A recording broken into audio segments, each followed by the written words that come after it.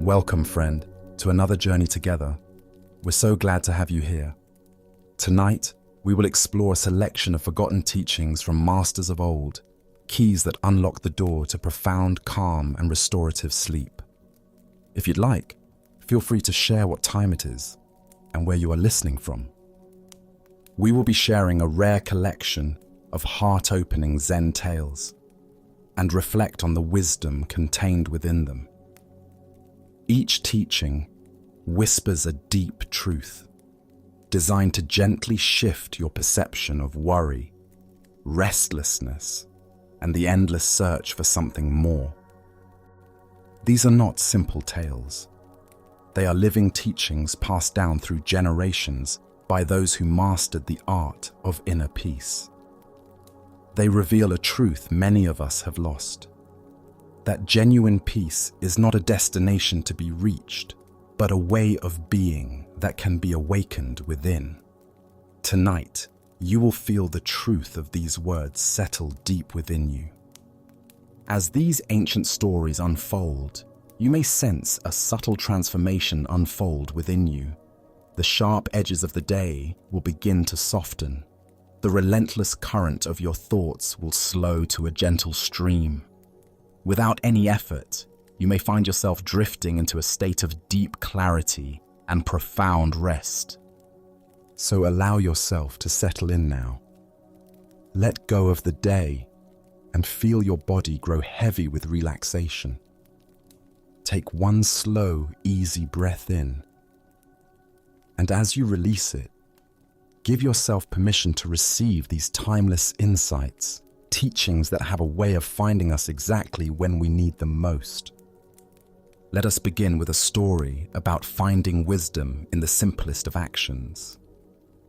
In the mountains surrounding an ancient monastery, autumn arrived with magnificent splendor. The great ginkgo tree that stood in the central courtyard became the pride of the temple, its countless fan-shaped leaves transforming into brilliant gold. Pilgrims would journey from distant villages just to witness this annual miracle, when the tree appeared to burn with celestial fire. A young monk, recently ordained and eager to demonstrate his understanding, noticed the elderly abbot sweeping beneath the tree each morning. Golden leaves drifted down constantly, covering the paths almost as quickly as they were cleared. The young monk approached his teacher with what he believed was an astute observation. "Master," he said, gesturing towards the falling leaves, "why do you sweep when the wind will only bring down more leaves? Surely this is wasted effort." The abbot continued his rhythmic sweeping, his weathered hands moving the broom with practiced grace. He offered only a gentle smile in response, saying nothing. The young monk felt certain his teacher simply hadn't grasped the futility he'd pointed out.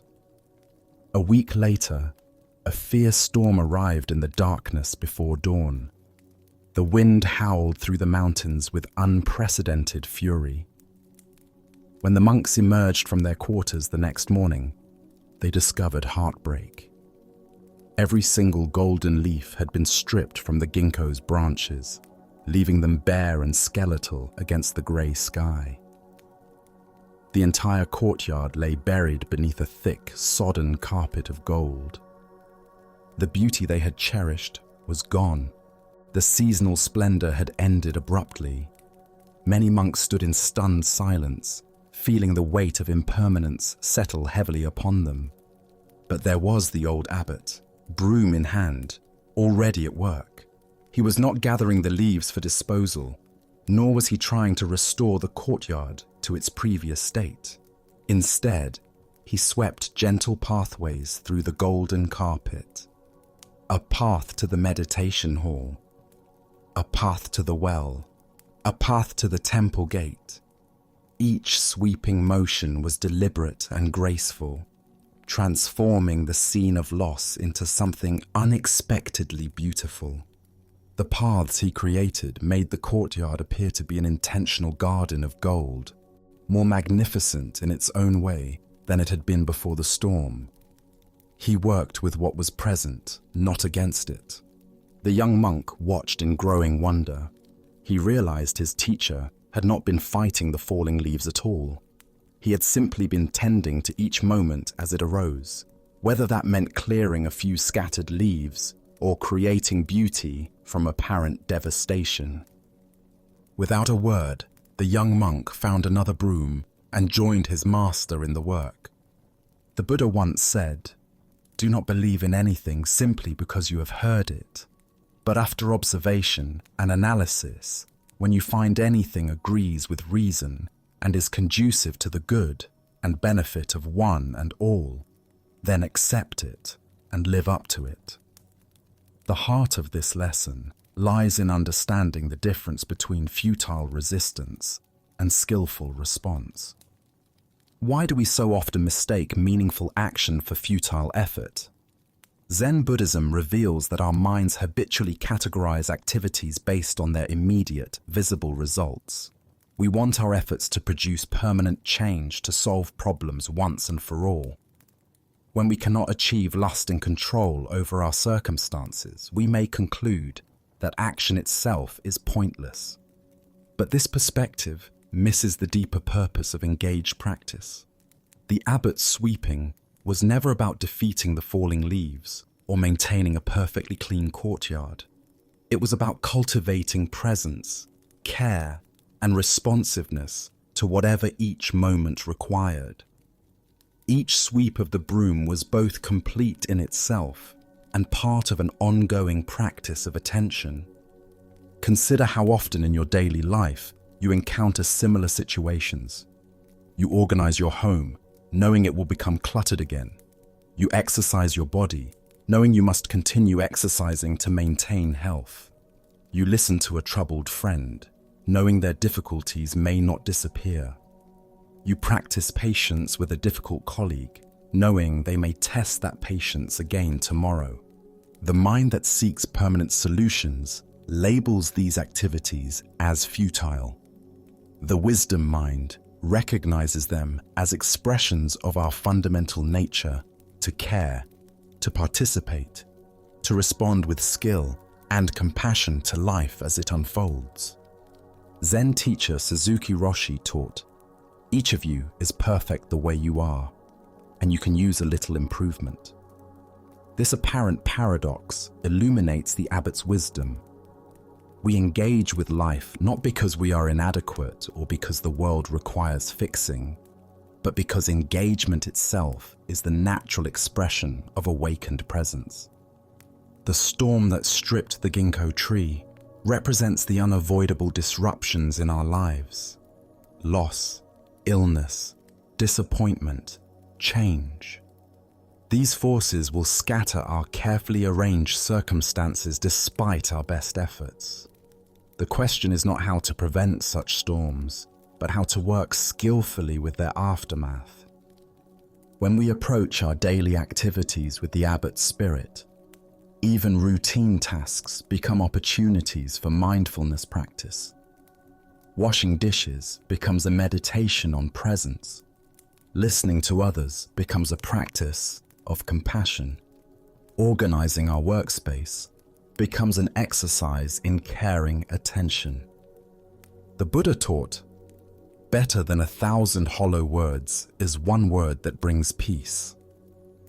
Sometimes that word is expressed not through speech, but through the simple, caring action we take in each moment.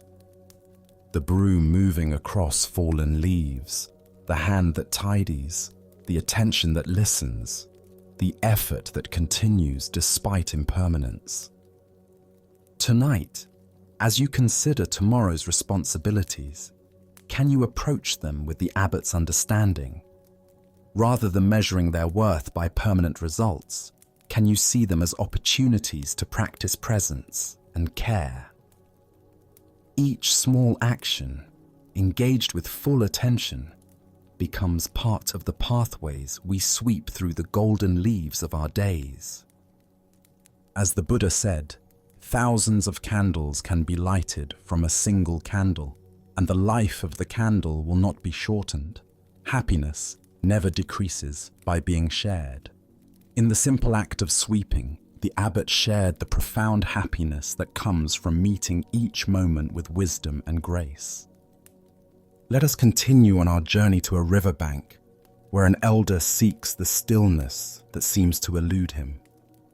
A deeply religious village elder made the difficult climb to Master Gassan's mountain temple, carrying with him years of frustrated spiritual longing. His face bore the weariness of one who had struggled long with his own mind. "Master," he said, bowing before the serene teacher, "I am growing old, and I wish to dedicate my remaining years to meditation.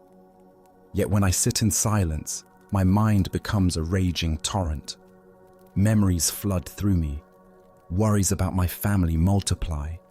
Plans and regrets and foolish thoughts cascade endlessly.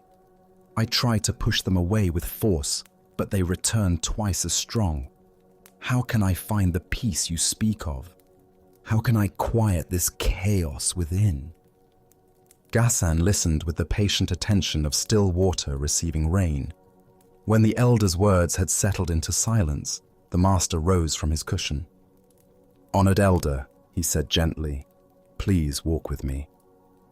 Gassan led his visitor out of the temple and down a winding mountain path lined with pine trees. The afternoon air carried the fresh scent of mountain streams and the distant sound of flowing water. They walked in comfortable silence until they reached the banks of a clear river that bubbled and danced over smooth stones worn by countless years of current. "Please," Gassan said, gesturing toward the flowing water, "look carefully at this river." The elder observed the constant movement, the way sunlight caught the surface, the gentle sound of water finding its way around rocks and fallen branches. "Tell me," Gassan continued, "could you, using only your hands, stop this river from flowing?" The elder looked puzzled. "Of course not, master. Such a thing would be impossible. The current is far too strong."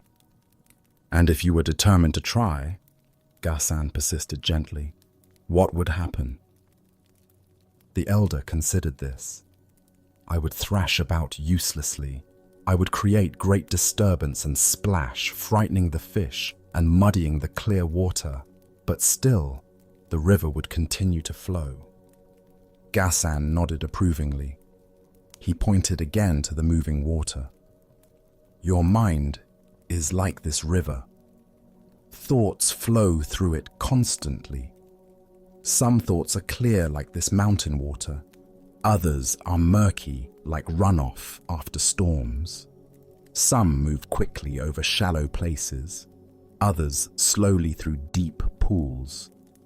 But always, always, they flow."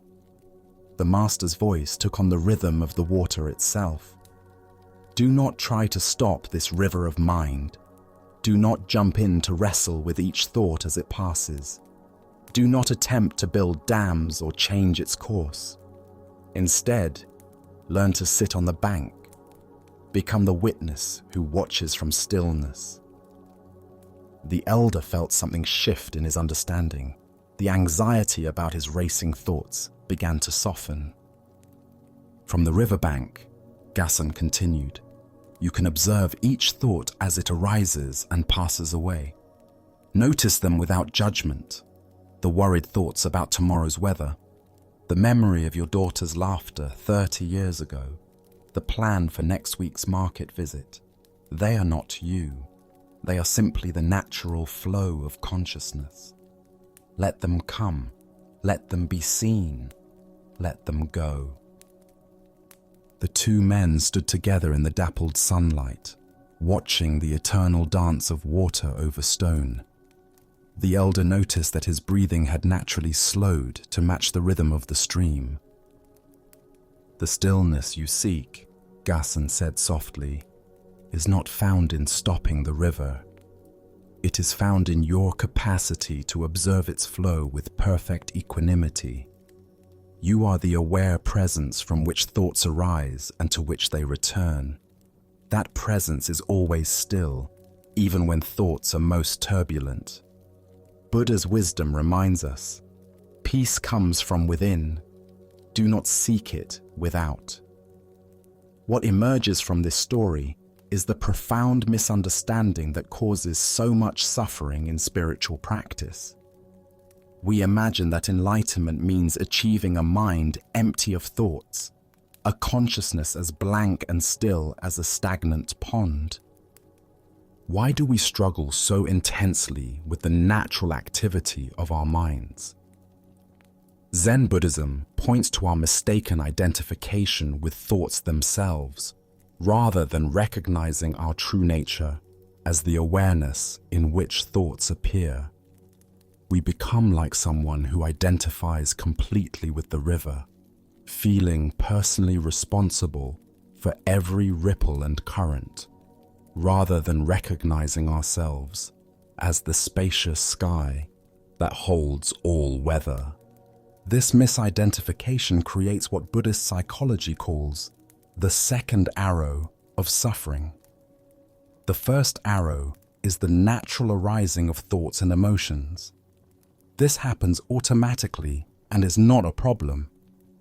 The second arrow is our resistance to these natural phenomena, our belief that their presence indicates spiritual failure. Consider your own meditation experience. How often does the mind's commentary include judgments like, "I'm terrible at this," "I can't concentrate," or "I should be more peaceful by now"? Each of these thoughts is like trying to dam the river with our bare hands. The effort creates disturbance while accomplishing nothing. Zen Master Dogen taught, to study the way is to study the self. To study the self is to forget the self. When we truly study the mechanism of thinking, we discover that thoughts have no solid, permanent existence. They arise from emptiness and dissolve back into emptiness, like waves temporarily forming on the ocean's surface. The practice Gassen demonstrates is called just watching, or pure witnessing.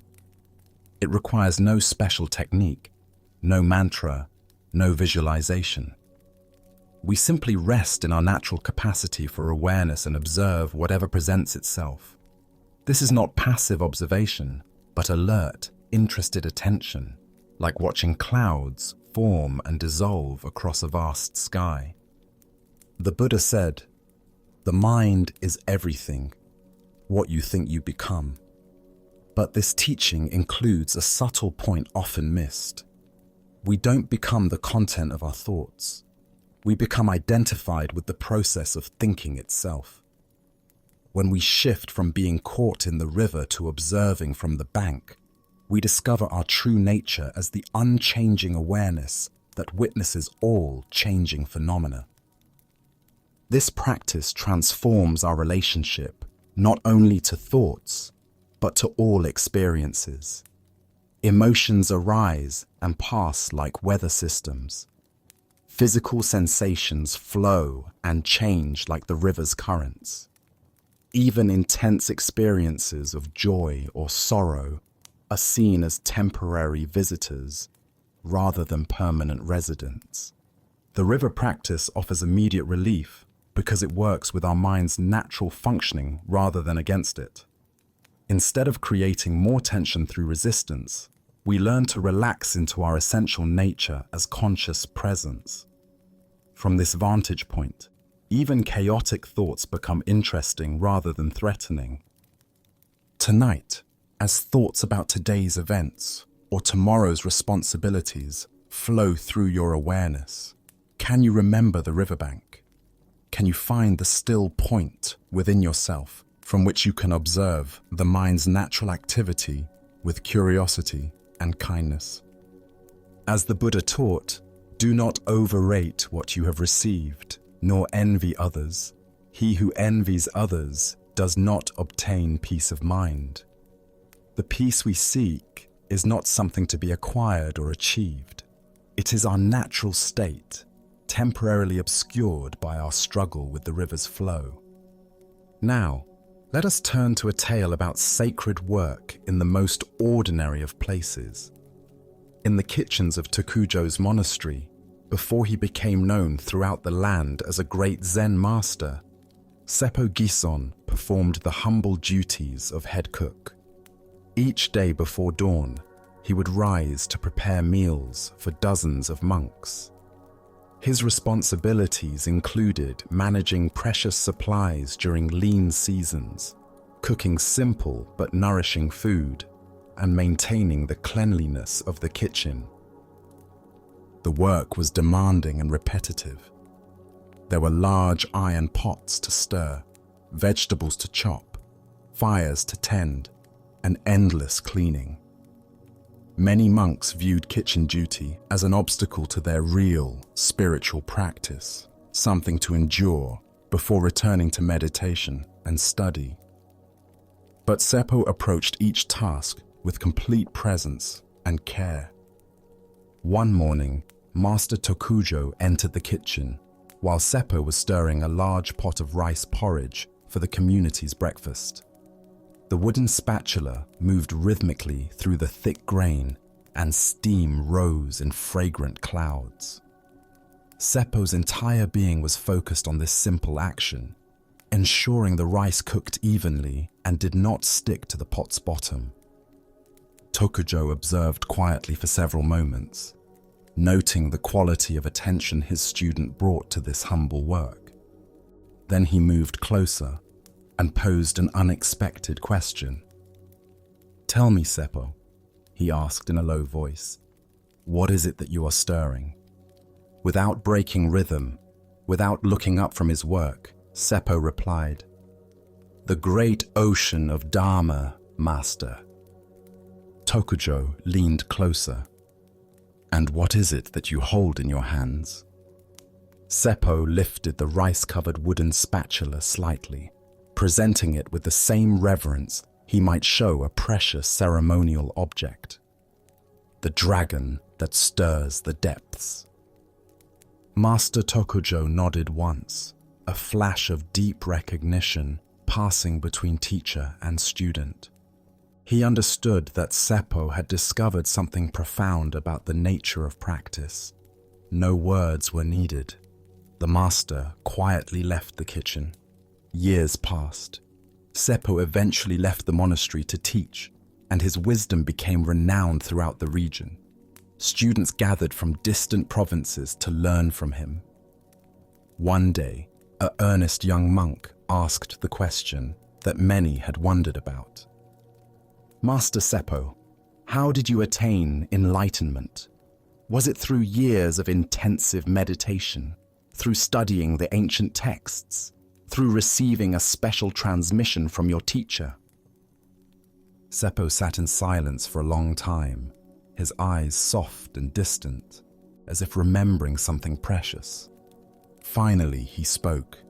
"My entire life has been just this, stirring rice." The monk looked confused, expecting a more elaborate explanation about advanced practices and mystical experiences. Seppo continued gently, "I never found the path separate from the pot. The great ocean was never separate from the porridge. The profound truth was not hidden somewhere else, waiting to be discovered by abandoning my daily work. It was revealed by fully realizing what that work truly was." As the Buddha observed, there is no path to happiness. Happiness is the path. This ancient wisdom illuminates the fundamental error in how we approach spiritual development. We imagine that awakening requires escaping our ordinary responsibilities to find some elevated realm of pure spirituality. Why do we create such artificial separation between sacred and mundane activities? Zen Buddhism reveals that this division exists only in our conceptual thinking, not in reality itself. Every moment offers complete access to the same consciousness, that we seek in meditation halls and temples. The pot of rice porridge is as sacred as any altar. Our conditioning teaches us to value extraordinary experiences over ordinary ones, dramatic insights over simple presence, special states over natural being. This creates what Zen calls spiritual materialism, where we treat enlightenment as another acquisition to pursue rather than recognizing our inherent wholeness. Look at your own daily activities. How often do you rush through routine tasks while waiting for life to become meaningful? Washing dishes while thinking about meditation, commuting while planning evening relaxation, doing laundry while anticipating weekend adventures. This mental habit splits our experience into sacred time and mundane time, creating a false hierarchy that separates us from the fullness of each moment. Seppo's realization demonstrates what Zen masters call ordinary mind is the way. The consciousness that stirs rice porridge is identical to the consciousness that experiences profound samadhi. The attention that tends kitchen fires is the same awareness that perceives the interconnectedness of all beings. Nothing needs to be added to our ordinary activities to make them spiritual practice. The dragon metaphor points to something subtle and important. In Asian spiritual traditions, dragons represent the dynamic wisdom that moves through all manifestations. When Seppo calls his spatula the dragon that stirs the depths, he recognizes ordinary objects as expressions of the same creative intelligence that moves stars across the sky and brings spring flowers into bloom. Zen teacher Yunmen said, "Every day is a good day." This doesn't mean every day brings pleasant experiences, but that every day offers equal opportunity for awakened presence. The day spent stirring rice porridge contains the same potential for realization as the day spent in deep meditation retreat. The Buddha taught, better than ruling over the entire earth is the first step on the path of liberation. That first step often comes not through exotic practices, but through bringing complete attention to whatever we are actually doing. Making coffee becomes tea ceremony. Folding clothes becomes mindfulness practice. Listening to a colleague becomes communion with universal consciousness. This understanding transforms our approach to spiritual development, from seeking special experiences to recognizing the sacred nature of present experience. We stop postponing awakening until we have more time, better circumstances, or advanced meditation skills. Instead, we discover that the path unfolds beneath our feet, wherever we stand. Dogen Zenji taught, practice and enlightenment are one. The stirring of rice is simultaneously the method and the goal. There is no gap between the means and the end, no distance between the path and the destination. Each mindful action becomes both cultivation and fruition. Consider how this applies to your own work, whether you spend your days caring for children, analyzing data, serving customers, or managing projects. What would change if you approach these activities with Seppo's understanding? Not adding anything spiritual to them, but recognizing the spiritual nature already present within them. The great ocean of Dharma that Seppo perceived in his rice pot refers to the boundless field of awareness in which all experiences arise. Every sensation, every thought, every interaction emerges from this infinite space and dissolves back into it. When we recognize this, the kitchen becomes a temple, the spatula becomes a sacred implement, and the one who stirs becomes both student and teacher. Tonight, as you move through your evening routine, can you sense the dragon stirring the depths? Can you feel the great ocean of awareness in which your simplest actions unfold? Perhaps brushing your teeth becomes a ceremony of care, or setting out tomorrow's clothes becomes an act of loving preparation. As the Buddha said, if you want to know your past, look at your present life. If you want to know your future, look at your present actions. In each moment of complete presence, we touch the timeless reality that Seppo discovered in his pot of rice. Our next story reveals the subtle difference between experiencing and claiming experience. Master Fajin was walking the mountain paths with one of his most senior students, a monk who had practiced diligently for many years and possessed considerable learning in Buddhist philosophy. The morning air carried the crisp freshness of high altitude, and ancient pines swayed gently overhead. Their footsteps created a soft rhythm on the needle-covered trail. The forest held that particular quality of silence found only in deep wilderness, where human presence feels like a temporary visitation rather than dominion. Both men walked in comfortable quiet, each absorbed in the simple pleasure of movement through natural beauty. Suddenly, a warbler landed on a slender bamboo stalk beside the path. The small bird seemed unafraid of their presence, and without warning, it opened its throat and released the most exquisite song either man had ever heard. The notes cascaded through the valley with pure, liquid beauty. Each phrase seemed perfectly crafted, rising and falling with musical intelligence that no composer could match. The song lasted perhaps 30 seconds, though time seemed suspended while it continued. When the bird finished and flew away into the deeper forest, the silence that returned felt richer and more profound than before, as if the landscape itself had been transformed by what they had witnessed. The senior monk turned to his teacher with eyes bright with enthusiasm. "Master," he said, "what an extraordinary sermon that little bird just delivered. Its song spoke directly to the heart about impermanence and natural beauty.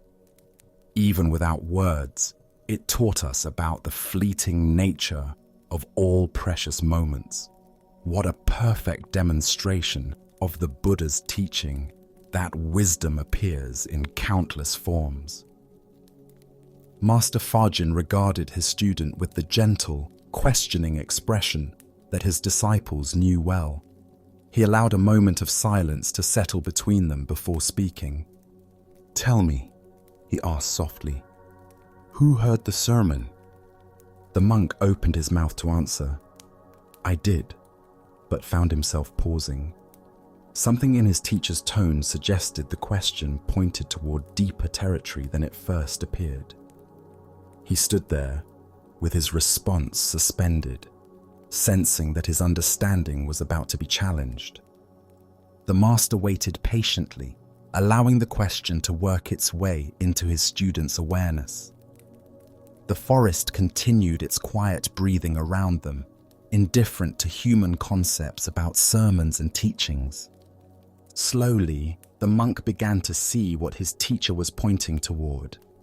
In the actual moment of listening, there had been no I separate from the sound. There had been no sermon distinct from the hearing. There had been no bird apart from the song. There had been only pure experiencing, seamless and undivided.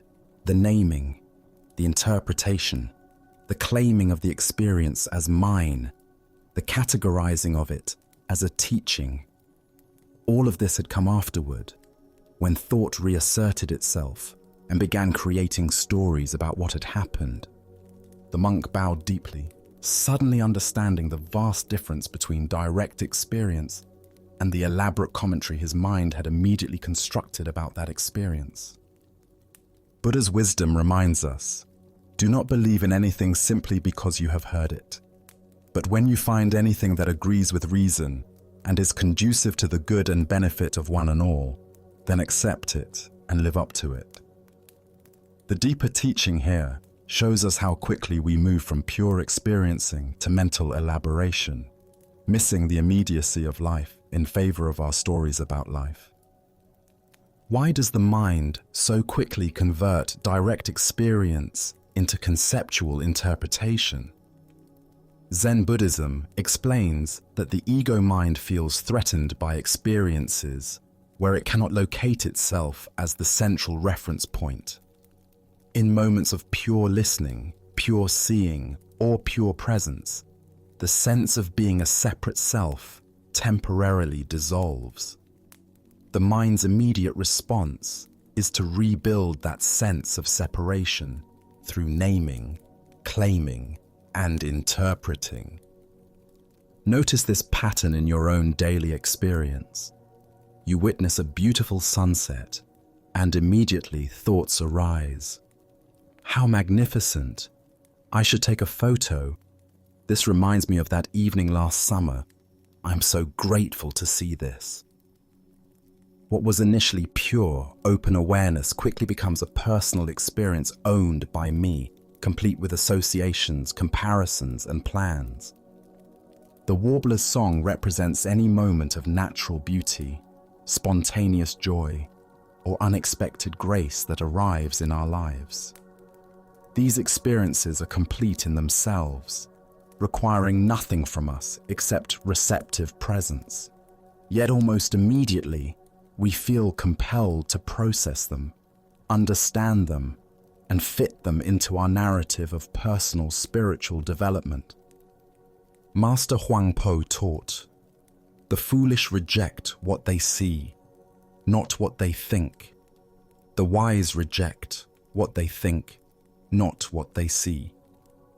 The senior monk was rejecting his immediate experience in favor of his interpretation of that experience. He was preferring his thoughts about the bird's song to the song itself. This pattern extends far beyond aesthetic experiences. We hear a friend's words and immediately interpret their emotional undertones. We feel a physical sensation and immediately diagnose its meaning. We encounter a challenging situation and immediately strategize our response. Layer upon layer of mental activity obscures the primary experience.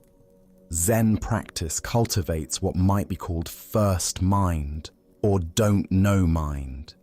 This is the natural awareness that exists before the interpreting mind creates its elaborate constructions. It's not about suppressing thought or avoiding understanding, but about recognizing the difference between direct knowing and conceptual overlay. The question, "Who heard the sermon?" is not answered by providing a more sophisticated analysis of the no-self teaching. It's answered by returning to the pure fact of hearing itself. In that space, there is sound arising in awareness, but no hearer separate from heard, no experiencer separate from experience. The Buddha said, "Three things cannot be long hidden: the sun, the moon, and the truth." The truth that Master Fajin revealed to his student cannot be found through more thinking about the experience, but only by returning to the immediacy of experience itself. This teaching has immediate practical applications. When you listen to music, can you notice the difference between pure listening and thinking about the music? When you see natural beauty, can you catch the moment when direct seeing becomes mental commentary? When someone speaks to you, can you distinguish between hearing their words and immediately preparing your response? Tonight, as sounds arise in your environment, perhaps distant traffic, settling house noises, or night birds, can you explore the territory Master Fajin pointed toward? What remains when there is hearing without a hearer, experiencing without an experiencer claiming ownership of the experience? As the Buddha taught, in hearing, there should be simply hearing. In seeing, simply seeing. In sensing, simply sensing. in knowing, simply knowing. This is the pathless path back to the immediacy that was never actually lost. Let us now turn to a story about recognizing the treasure that requires no seeking. A Buddhist priest from the Pure Land school, learned in complex rituals and devoted to elaborate practices, traveled far to challenge the renowned Zen master Bankei Yotaku. He arrived at Bankei's simple teaching hall where dozens of students sat in quiet attention. "Master," the priest announced in a voice loud enough for all to hear, "your teaching is incomplete and misleading.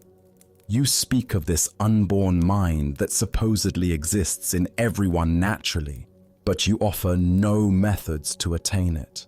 You provide no ritual purification, no sacred prayers, no special techniques. My teacher instructed me in the proper way.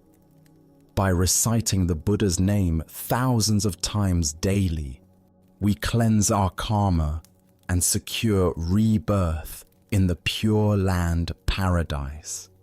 Your students are being deceived by promises of instant enlightenment without effort." The gathered students shifted uncomfortably at this direct challenge to their master's teachings. Some looked concerned that this learned priest might expose flaws in their practice they had missed. Bankei listened to the entire criticism with perfect equanimity, his face showing neither defensiveness nor irritation. When the priest finished his presentation, Bankei smiled warmly. "Reverend Sir," he said with genuine respect, "your devotion to practice is admirable. Please come closer so we might speak more intimately." The priest, somewhat surprised by this gentle response, stepped forward several paces. "A little closer, please," Bankei requested kindly. The priest moved closer still. "Now," said Bankei, leaning slightly to his right, "might you step to this side of me? I find it easier to speak when facing this direction." The priest, though puzzled by these requests, obliged and moved to Bankei's right side. "Thank you for your patience," Bankei said. "I notice there is a dog barking somewhere in the distance. Do you hear it?" The priest listened and indeed heard faint barking from the village below. "Yes, I hear it." "And my voice now, speaking these words, you hear this clearly as well?" "Of course I do. What is the purpose of these obvious questions?" "You can see the faces of my students gathered here and feel the cool breeze coming through that open window." Yes, the priest said, growing impatient. "Any child could perceive these things. What does this have to do with spiritual attainment?" Bankei's smile deepened with infinite kindness. "Tell me, Reverend friend, when you heard that dog barking, did you need to recite prayers to accomplish that hearing? When you see these faces before you, do you need to perform purification rituals to make seeing possible? When you felt the breeze, did you first need to cleanse your karma through thousands of repetitions?" The priest began to answer, then stopped, sensing something significant in these simple questions. The capacity that just heard the dog, that sees perfectly, that feels and knows. Was this born when the dog began barking? Will it die when I stop speaking? Did you create it through spiritual practice? Can you destroy it through neglect? The priest stood in growing stillness, his argumentative energy quietly dissolving. This natural awareness that effortlessly receives all experience, Bankei continued gently, is what I point to as the unborn mind. It has been functioning perfectly within you your entire life. When you were an infant, it heard your mother's voice. When you studied scriptures as a young man, it comprehended meaning. when you traveled here today with concerns about incomplete teachings. It perceived every sight and sound along the way. The priest's eyes widened as understanding dawned. You have been trying to acquire what you have never been without, Bankai said softly. You have been seeking to purify what is already pure by nature. The treasure you hope to find in some future Pure Land is the very awareness through which you search for it. The visiting priest stood speechless, feeling the foundation of his effortful practice gently dissolving as he recognized the simple, undeniable truth of his own immediate experience. Ancient Buddhist wisdom tells us, if you meet the Buddha on the road, kill him.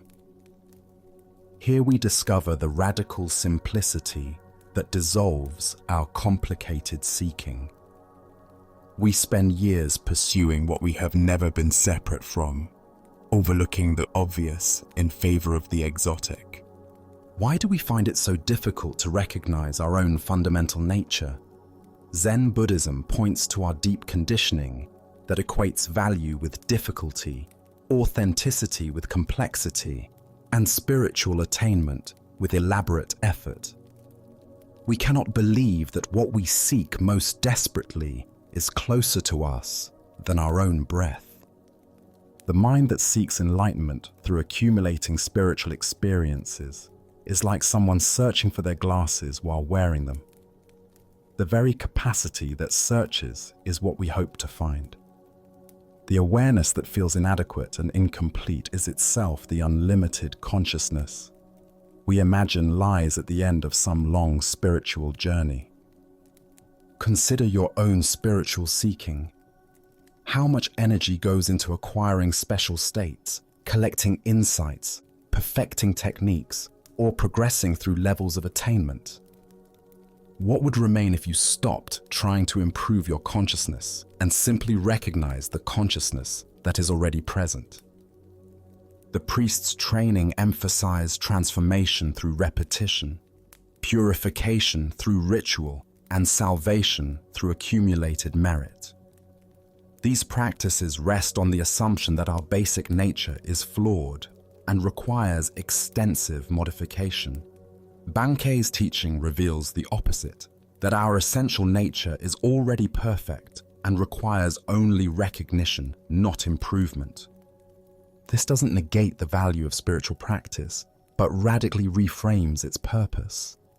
Practice becomes appreciation rather than acquisition, polishing rather than creating, remembering rather than achieving. We sit in meditation not to attain enlightenment, but to rest in the awareness that is always already enlightened. Zen Master Linji taught, there is nothing special to do. Just be ordinary, relieve yourself, wash your face, put on your clothes, and eat your food. When tired, sleep. The extraordinary ordinariness of the unborn mind functions through every simple activity without requiring our cultivation or maintenance. The Buddha said, "Look within. You are the Buddha." This is not metaphorical encouragement, but literal description. The capacity that just read those words, that understands meaning, that experiences thoughts and sensations arising and passing, this is Buddha nature itself, complete and perfect, exactly as it is. When the priest heard the dog barking, no gap existed between hearer and heard. When he saw the students' faces, no separation existed between seer and seen. In these moments of natural functioning, the artificial divisions created by seeking mind dissolved into seamless experiencing. This recognition brings profound relief because it ends the exhausting project of self-improvement. We can stop trying to become worthy of love, enlightenment, or happiness.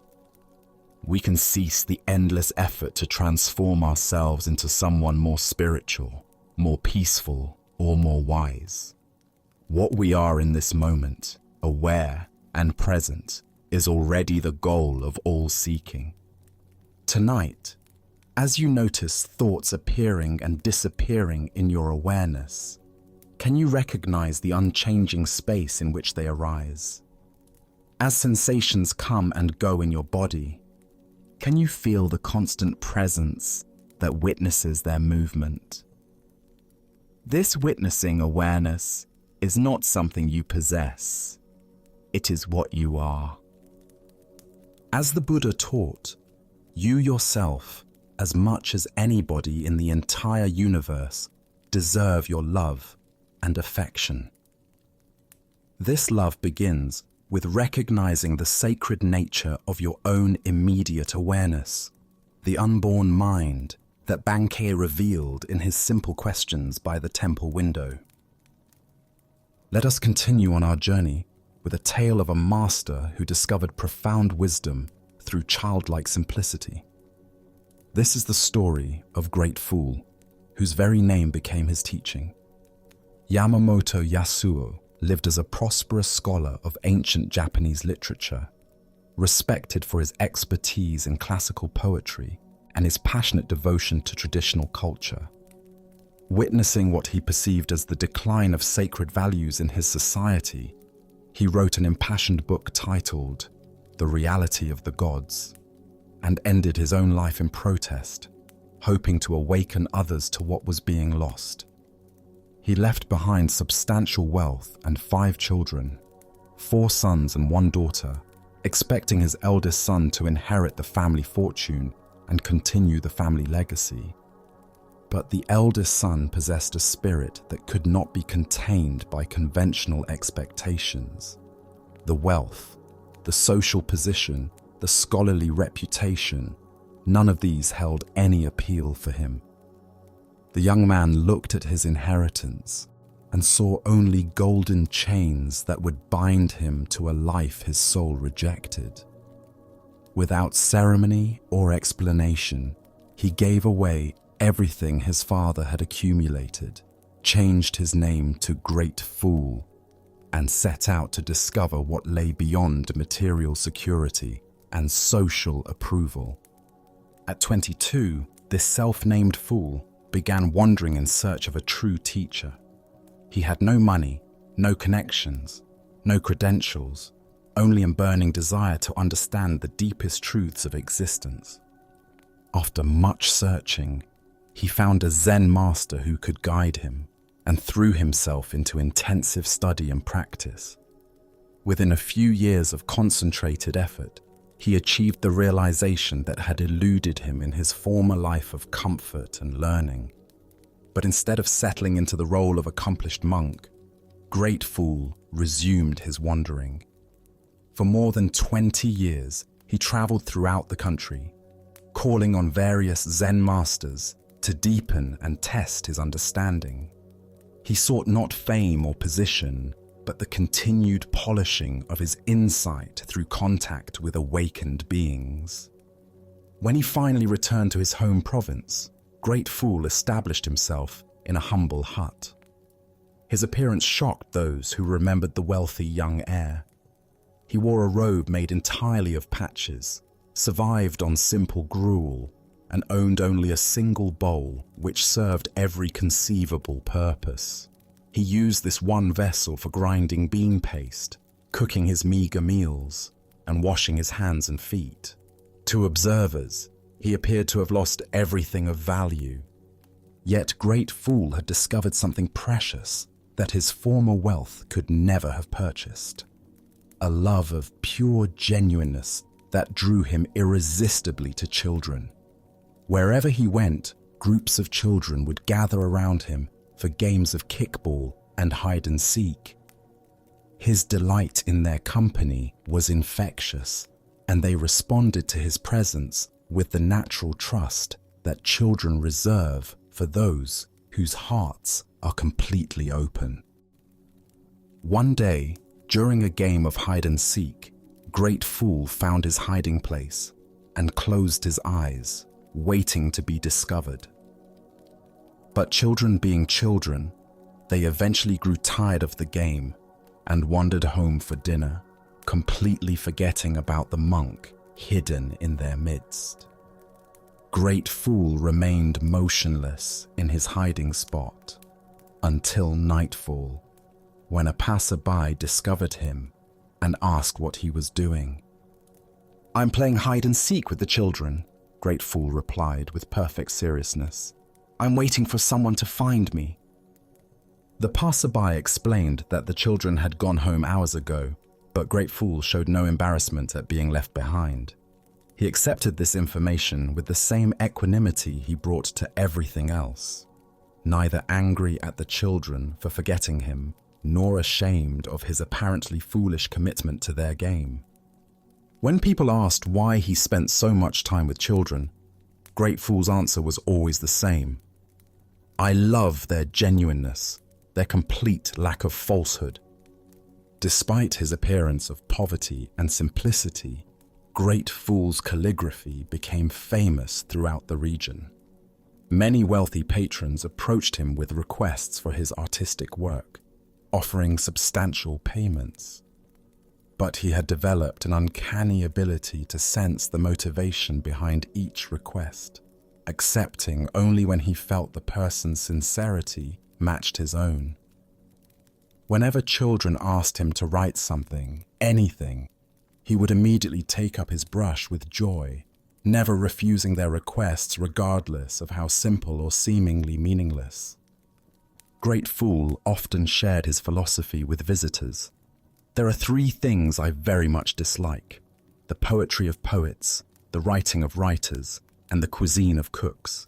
By this he meant that when people become overly conscious of their skills and sophisticated in their techniques, they often lose the natural spontaneity that makes their work truly alive. The Buddha understood that in the sky, there is no distinction of east and west. People create distinctions out of their own minds and then believe them to be true. What emerges from Great Fool's story is the profound teaching that wisdom often requires us to become foolish by the world's standards in order to rediscover what authenticity actually means. Why do we lose touch with our natural genuineness as we mature?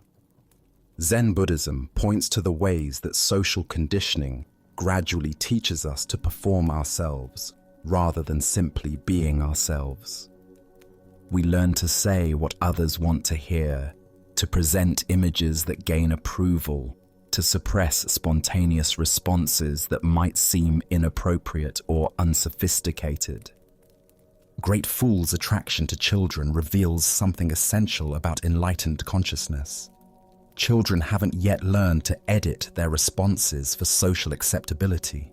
They express joy when they feel joyful, curiosity when something interests them, and affection without calculation. This unfiltered authenticity represents not immaturity, but a kind of wisdom that most adults spend lifetimes trying to recover.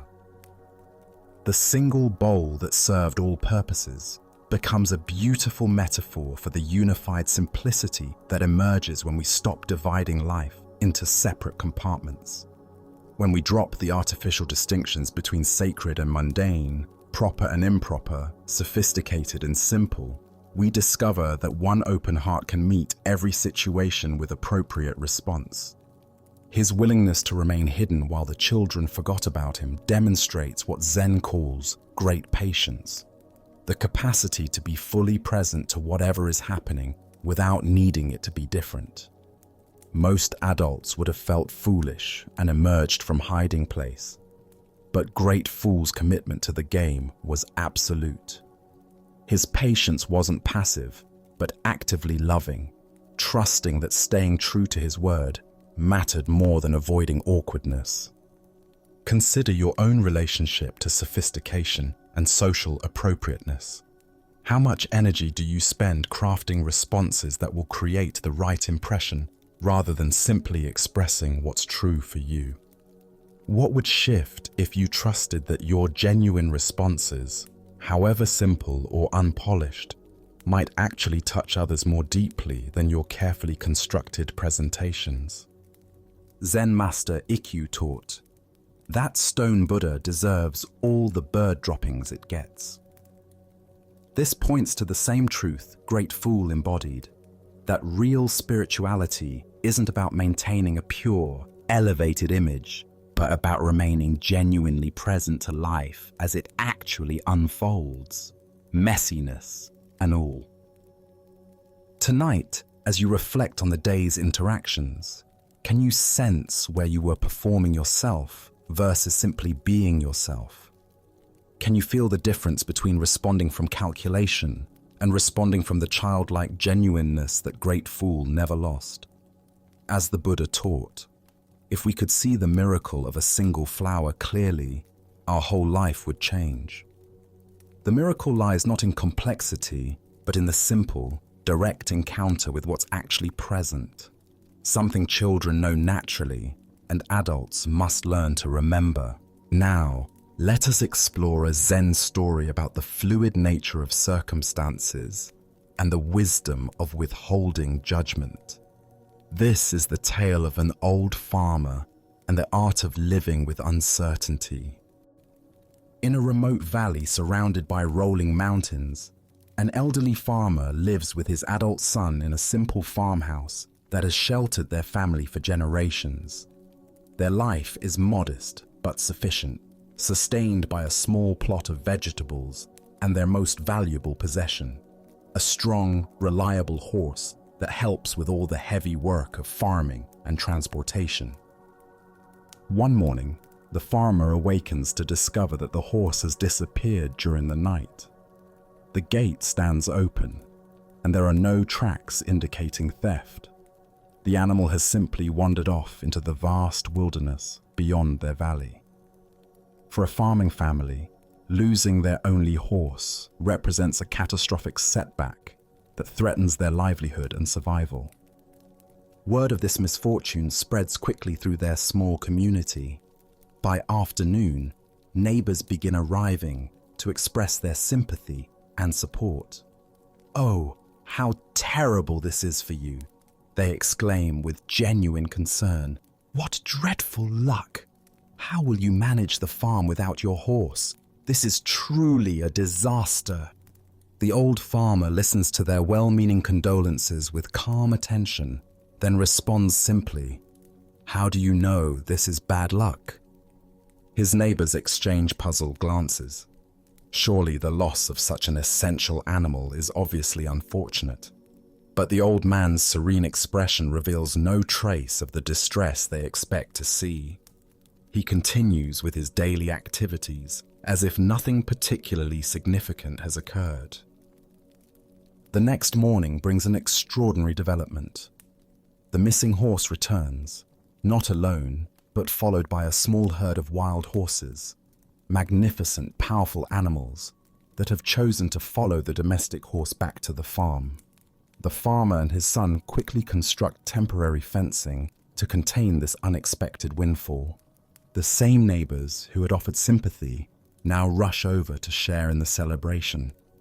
"What incredible good fortune," they declare with excitement. "You've gone from having one horse to owning an entire herd. This is the best luck anyone could imagine. You must be overjoyed by this blessing."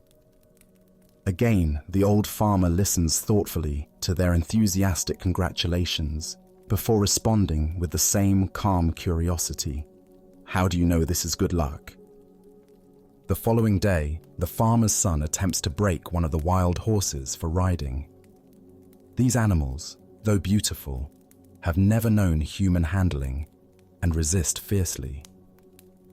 During the training session, the young man is thrown violently from the horse's back and suffers a severe break in his leg that leaves him unable to walk without assistance.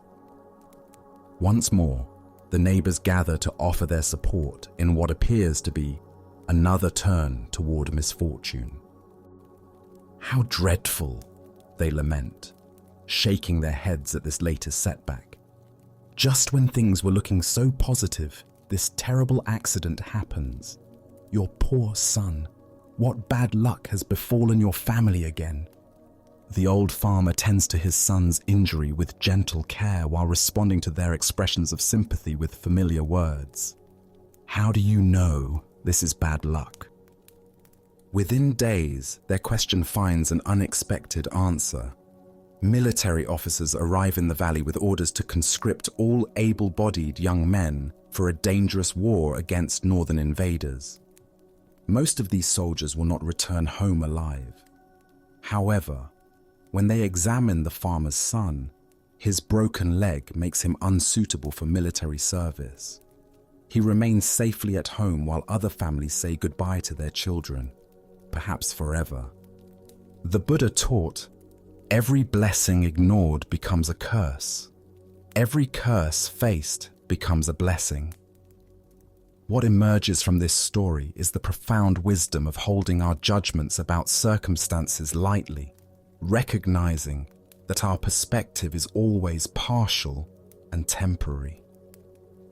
Why do we rush to label experiences as fortunate or unfortunate when their ultimate meaning remains unknown? Buddhist psychology explains that our minds seek the comfort of quick categorization, preferring the illusion of understanding to the discomfort of uncertainty. We want to know immediately whether to celebrate or mourn, to relax or worry, to feel grateful or resentful. This mental habit of instant evaluation reflects a deeper pattern of trying to control our emotional responses by controlling our interpretations of events. If we can quickly determine that something is good or bad, we believe we know how to feel and what to expect. This provides temporary psychological relief, but often proves premature and misleading. The old farmer's repeated question, "How do you know?" points to what Buddhist philosophy calls "don't know mind." This isn't ignorance, but wisdom, the recognition that reality unfolds in ways too complex and interconnected for our limited perspective to fully comprehend. What appears devastating in the moment may prove beneficial over time, while apparent blessings may carry hidden difficulties. Consider how many experiences in your own life have changed meaning as their consequences became clear. Perhaps a job rejection led to a better opportunity. Maybe a relationship ending created space for personal growth. Possibly an illness brought unexpected insights about what truly matters. The disappointment you felt at the time now seems misplaced given what followed. This doesn't mean we should become emotionally numb or stop having natural responses to events. The farmer certainly wanted his horse back and felt concern for his son's injury, but he distinguished between acknowledging immediate circumstances and creating elaborate stories about their ultimate significance. Zen master Suzuki Roshi taught about beginner's mind, approaching each situation with fresh openness rather than predetermined assumptions about its meaning. When we practice this kind of mental flexibility, we become more resilient and responsive to changing conditions rather than rigid and reactive. The art of living that this story illustrates involves developing what Buddhists call equanimity, the capacity to remain present and responsive regardless of whether circumstances align with our preferences. This isn't passive resignation, but dynamic engagement without attachment to specific outcomes. Buddhist teacher Pema Chodron describes this as learning to stay with the experience instead of immediately jumping to conclusions about what it means for our future happiness or security. When we can rest in not knowing, we often discover that our wisdom about how to respond emerges naturally from the situation itself. The farmer's approach also demonstrates tremendous faith, not in specific outcomes, but in the fundamental trustworthiness of life's process. He acts skillfully with whatever arises while remaining open to possibilities beyond his current understanding. Tonight, as you reflect on recent events you've labeled as fortunate or unfortunate, can you hold those judgments more lightly? Perhaps you'll discover that your peace of mind depends less on having good luck and more on developing the capacity to respond wisely to whatever unfolds. As the Buddha observed, everything changes. Nothing remains without change. This includes our interpretations of whether those changes serve our deepest welfare. As we continue our journey through the wisdom of Zen Buddhism, we encounter a teaching about the prerequisite for all learning. This story unfolds in the elegant receiving room of a great Zen master's monastery, where a young scholar arrives seeking wisdom. The afternoon light filters softly through rice paper screens as an earnest young man approaches the Zen master's dwelling. This seeker has spent years accumulating knowledge, studying philosophical texts, memorizing spiritual concepts, and debating religious ideas with other learned individuals. His mind brims with theories about enlightenment, quotes from sacred texts, and sophisticated interpretations of ancient teachings. He has come to request instruction in the ways of Zen, confident that his extensive preparation has made him ready for advanced teachings. The Zen master welcomes him warmly and invites him to sit on a simple cushion beside a low wooden table. Without speaking about Zen or enlightenment, the master begins preparing tea with graceful, deliberate movements. Each gesture carries a quality of complete attention as he arranges the ceramic cups, measures the tea leaves, and heats the water to the precise temperature. The young scholar watches somewhat impatiently, eager to discuss profound spiritual matters rather than observe this mundane tea preparation. Surely someone of his sophistication deserves more substantial instruction than watching an old man make tea. The master places an elegant cup before his guest and begins to pour the steaming tea with steady precision. The golden liquid fills the cup to its brim, but the master continues pouring. The tea overflows onto the saucer, then onto the table, and finally begins dripping onto the floor.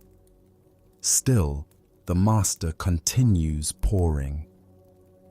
Unable to contain himself any longer, the young man exclaims, "Master, the cup is full! It cannot hold any more tea!" The Zen master sets down the teapot and looks directly into the scholar's eyes. "Indeed," he says quietly, "this cup is like your mind. It is already full. How can I teach you anything about Zen when there is no room in your understanding for new insights? First, empty your cup. Then we can begin." As the Buddha observed, an empty cup can be filled with fresh tea. What emerges from this story is the essential quality of beginner's mind, or shoshin in Japanese, that makes all genuine learning possible. Why do we struggle to maintain the openness that allows new understanding to enter our awareness? Buddhist psychology explains that our accumulated knowledge, opinions, and conceptual frameworks can become barriers to direct experience. When we approach any situation convinced we already know what it contains, we filter everything through our existing beliefs rather than meeting it freshly. This mental fullness operates much more subtly than obvious arrogance. We might consider ourselves humble while still carrying unconscious assumptions about how spiritual practice should unfold, what enlightenment should feel like, or how awakened people should behave. These preconceptions create a kind of spiritual static that interferes with clear perception. The Buddha said, "In the beginner's mind, there are many possibilities, but in the expert's mind, there are few." Shunryu Suzuki expanded this teaching, explaining that beginner's mind includes both the wonder that comes from not knowing and the courage to not know. This isn't ignorance, but wise innocence. The willingness to meet each moment without imposing yesterday's understanding upon it. Consider how your accumulated spiritual knowledge might sometimes interfere with direct experience. Perhaps you've read about mindfulness in ways that create expectations about what present moment awareness should feel like. Maybe you've heard descriptions of peace that prevent you from accepting the particular quality of calm available right now. Our concepts about enlightenment can become obstacles to recognizing the enlightenment that's already present. Zen Master Bankei taught his students about the unborn mind that exists before thoughts, concepts, and learned behaviors shape our perception. This original awareness doesn't need to be created through practice. It only needs to be recognized beneath the accumulation of mental content.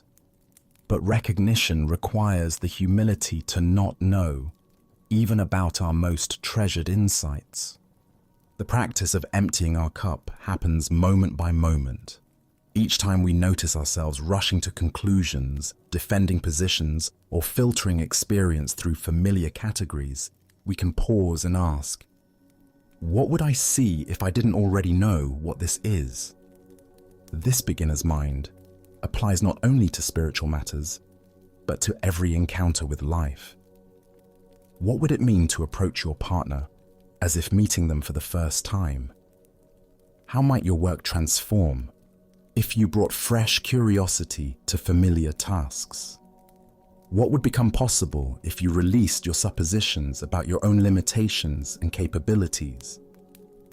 Tonight, as you rest in these moments before sleep, can you empty your cup of the day's accumulated judgments and interpretations? Perhaps you'll discover that not knowing creates space for a deeper kind of knowing to emerge, one that comes not from the mind but from the heart's direct recognition of truth. As the Buddha taught, the wise find pleasure in the truth. This truth reveals itself most clearly to minds humble enough to remain empty, ready to be filled with each moment's unique teaching. Let us now turn to a story about generosity in the face of poverty and the profound recognition of what truly cannot be stolen. This is the moon in the window. Master Ryokan lived in conditions of voluntary simplicity that would have challenged even the most committed ascetic. His small mountain hut contained virtually no possessions, no treasures, no valuable objects, no accumulations of any kind that might tempt a thief or provide security for the future. His few belongings consisted only of the most basic necessities: worn robes, simple eating utensils, and perhaps a book or two for contemplation. On this particular evening, as Master Ryokan rested peacefully in his humble dwelling, a sneak thief approached through the darkness, believing he had found an easy target in what appeared to be an unguarded dwelling. The thief moved carefully, avoiding any sounds that might alert the occupant to his presence, and managed to slip inside the hut undetected. Once inside, however, the burglar quickly discovered the reality of the master's lifestyle. He searched methodically through the small space, examining every corner and crevice where valuables might be hidden, but found absolutely nothing worth stealing. There were no coins, no jewelry, no fine fabrics, no tools of value, nothing that could be easily carried away and converted into money or traded for necessities. The thief stood in the middle of the sparse room, frustrated and disappointed by this complete lack of anything worth taking. He had risked detection and potential punishment for what appeared to be a completely fruitless endeavor. After investing time and effort in this nocturnal enterprise, he was faced with the prospect of returning home empty-handed, with nothing to show for his criminal efforts. Just as the discouraged thief was preparing to leave in defeat, Master Ryokan's voice emerged gently from the darkness.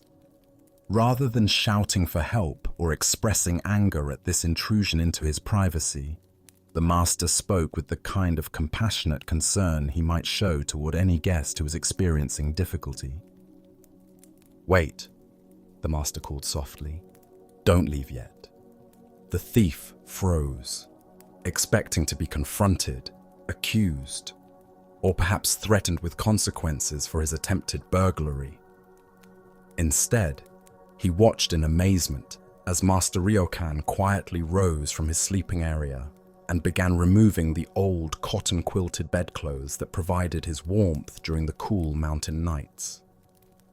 Without a word of reproach or any indication that he considered this intrusion a violation, the master folded his bedding carefully and offered it to the bewildered thief. "Here," he said simply. "Take this. You've come all this way and deserve something for your trouble."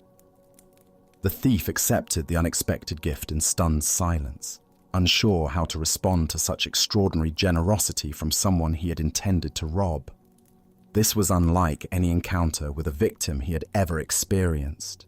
The master's kindness left him speechless and somehow ashamed of his original intentions. As the confused burglar departed with the master's bedding, Master Ryokan stood in his doorway and noticed that the moon had risen over the eastern mountains, casting its serene light across the landscape. The beauty of this sight inspired him to compose a traditional waka poem that captured both his physical situation and his spiritual understanding. Left untouched by the thief in his haste, the moon in the window. Buddha spoke of this when he said, "Thousands of candles can be lighted from a single candle, and the life of the candle will not be shortened. Happiness never decreases by being shared." This tale unveils a teaching about the difference between material wealth and true abundance, and the recognition that our deepest treasures cannot be taken by any external force. This ancient wisdom illuminates our relationship with possession, security, and the fear of loss that dominates so much of human experience. Master Ryokan's response to the thief reveals someone who understood that genuine wealth consists not in what we accumulate, but in our capacity for generosity, compassion, and appreciation of beauty that requires no ownership. The master's immediate impulse to give something to the disappointed thief demonstrates a revolutionary understanding of abundance. Rather than feeling victimized by someone who had tried to take from him, he experienced concern for someone who seemed to be in need. His poverty became a source of generosity rather than a reason for defensiveness or fear. Why do we typically respond to attempted theft with anger, outrage, and desire for punishment rather than compassion for the thief's desperation? This reaction stems from our identification with our possessions as extensions of ourselves, and our belief that being robbed somehow diminishes our worth or security. But Master Ryokan's response suggests a different relationship with material goods, one based on stewardship rather than attachment.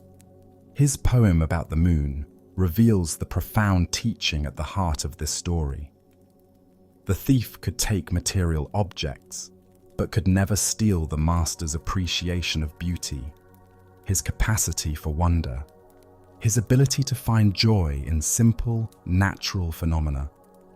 These internal treasures, peace, contentment, aesthetic sensitivity, remain completely beyond the reach of any external threat.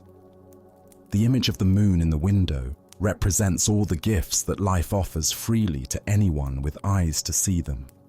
Beauty, mystery, natural wonder, and the kind of wealth that increases rather than decreases when shared.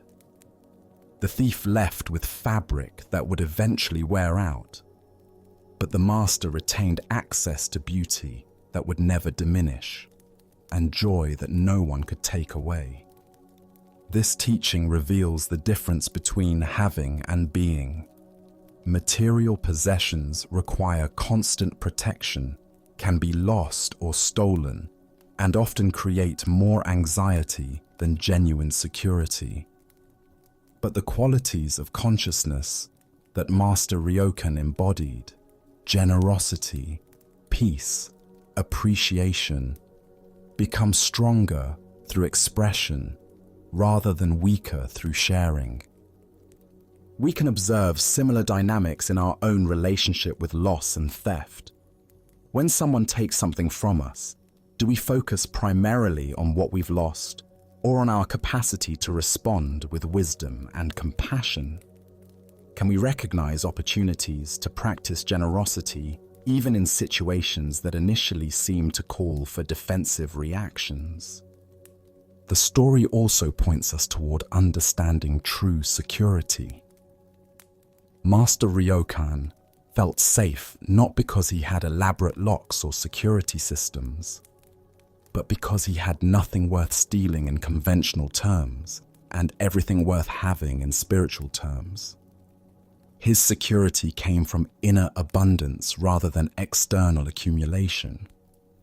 Zen practice cultivates what might be called non-possessive appreciation, the ability to enjoy beauty and goodness without needing to own or control them.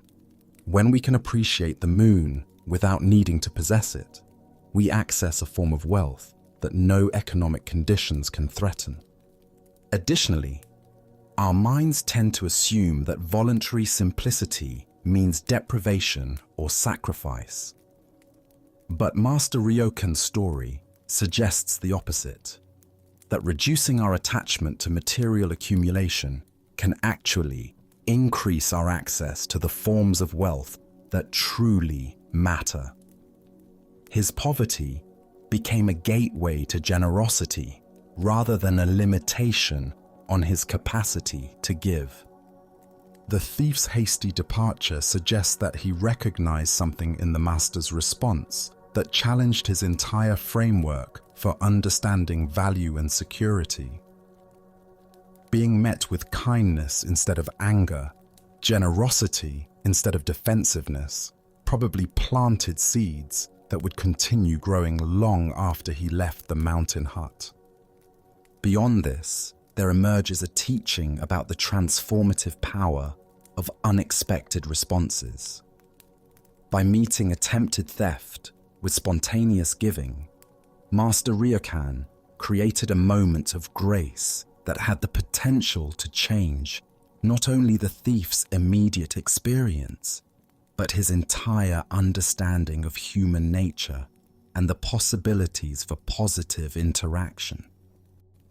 Tonight, as you consider what you most fear losing and what you consider your greatest treasures, can you distinguish between the possessions that can be taken from you and the qualities of awareness that remain completely beyond any external threat? What would it mean to invest more energy in developing the kind of wealth that increases through sharing rather than decreases through loss? As the Buddha taught, in the end, just three things matter: how well we have lived, how well we have loved, how well we have learned to let go.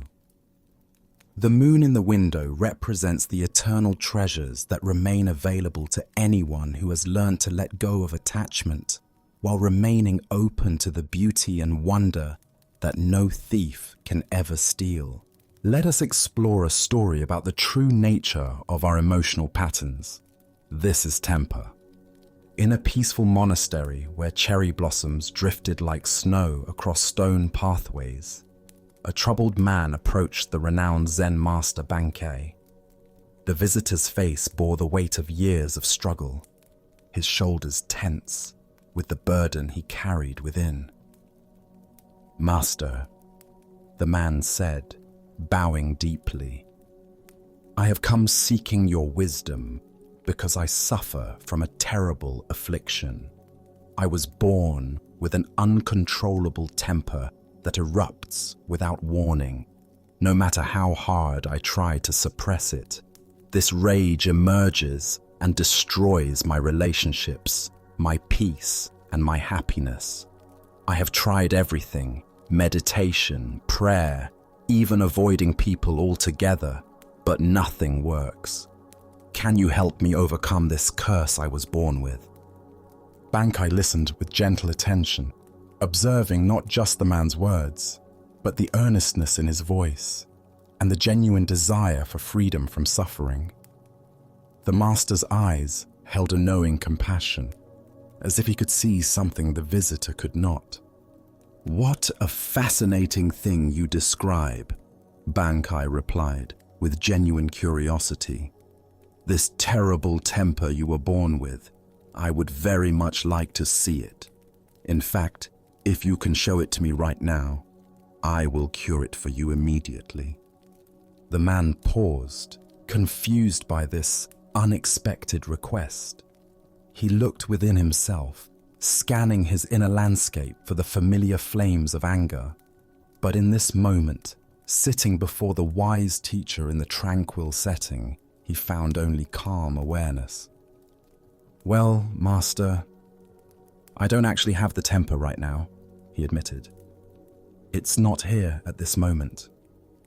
It only appears suddenly when certain things happen, when someone criticizes me, or when I'm frustrated, or when things don't go as planned." Bankai nodded slowly, a gentle smile playing at the corners of his mouth. "Ah, I see. So this temper that you claim you were born with, it's not actually with you right now. It only appears under certain circumstances. If it were truly something you were born with, something that was your essential nature, wouldn't it be present all the time?" The man's eyes widened as understanding began to dawn. If his anger was truly innate, truly part of his fixed nature, it would never leave him. But here he sat, completely calm, the anger nowhere to be found. "In that case," Bankai continued softly, "this short temper is not something inherent in you at all. The Buddha once said, holding on to anger is like drinking poison and expecting the other person to die.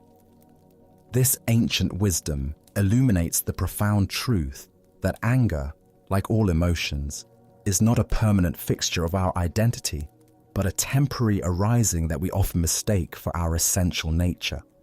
Why do we convince ourselves that difficult emotions are just who we are? Zen Buddhism reveals several patterns that create this misunderstanding. When we repeatedly experience certain emotional reactions, we begin to identify with them so completely that we cannot imagine ourselves without them. We say, "I am an angry person," rather than, "Anger sometimes arises in my experience." This identification serves as a form of psychological protection.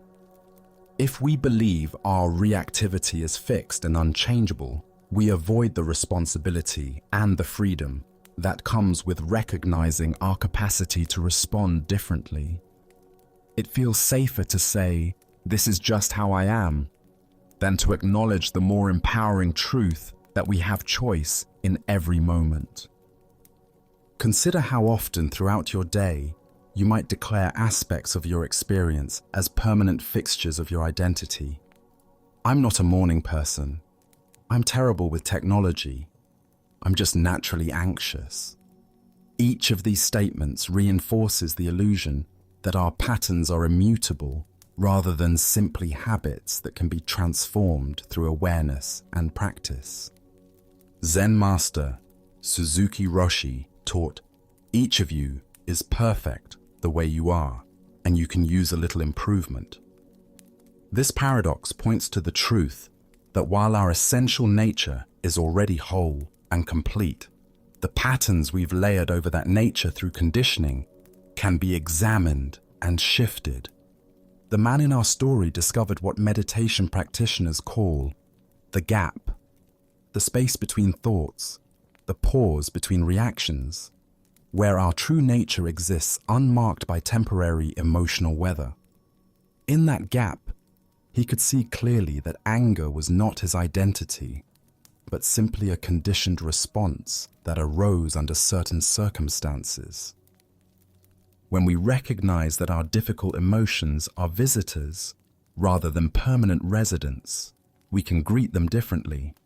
Instead of, "I am angry," we might observe, "Anger is arising." This subtle shift creates space for the emotion to be present without consuming our entire identity. Tonight, as you reflect on the patterns you might have labeled as just who you are, can you find the spaces where these patterns are absent? Can you locate the aware presence that remains constant, whether anger, sadness, or joy is present? As the Buddha taught, you are not your thoughts, you are not your emotions, you are the awareness that observes them. In recognizing this distinction, we discover the freedom that was always available beneath our conditioned responses. Let us now turn to a tale of profound simplicity and mysterious contentment. This is the stone robe. In the mountains near the great teacher Hakuin's temple lived a monk whose real name has been lost to history. The local villagers knew him only as the stone robe monk, a title that spoke to both his poverty and his ingenious adaptation to life's challenges. This solitary master owned virtually nothing. His hut contained no furniture, no decorations, no comforts of any kind. Most remarkably, he possessed no robe, an almost unthinkable condition for a Buddhist monk. Where other monks wore flowing robes that marked their status and provided warmth, the stone robe monk wrapped only his own skin against the elements. On the coldest mountain nights, when frost covered the ground and wind howled through the peaks, the monk had devised a unique solution. He would pick up a heavy stone and carry it around his small hut, walking in slow, deliberate circles until the effort of carrying the rock generated enough body heat to warm him. Round and round he would pace, the stone tight against his chest, his breath visible in the frigid air, until warmth spread through his limbs. The villagers who occasionally glimpsed him during these midnight walks were both puzzled and moved by the sight. Here was a man who had found a way to transform the very hardship of his poverty into a practice. The stone that others might see as a burden became his provider of comfort. The cold that might drive others to despair became an opportunity for simple, effective action.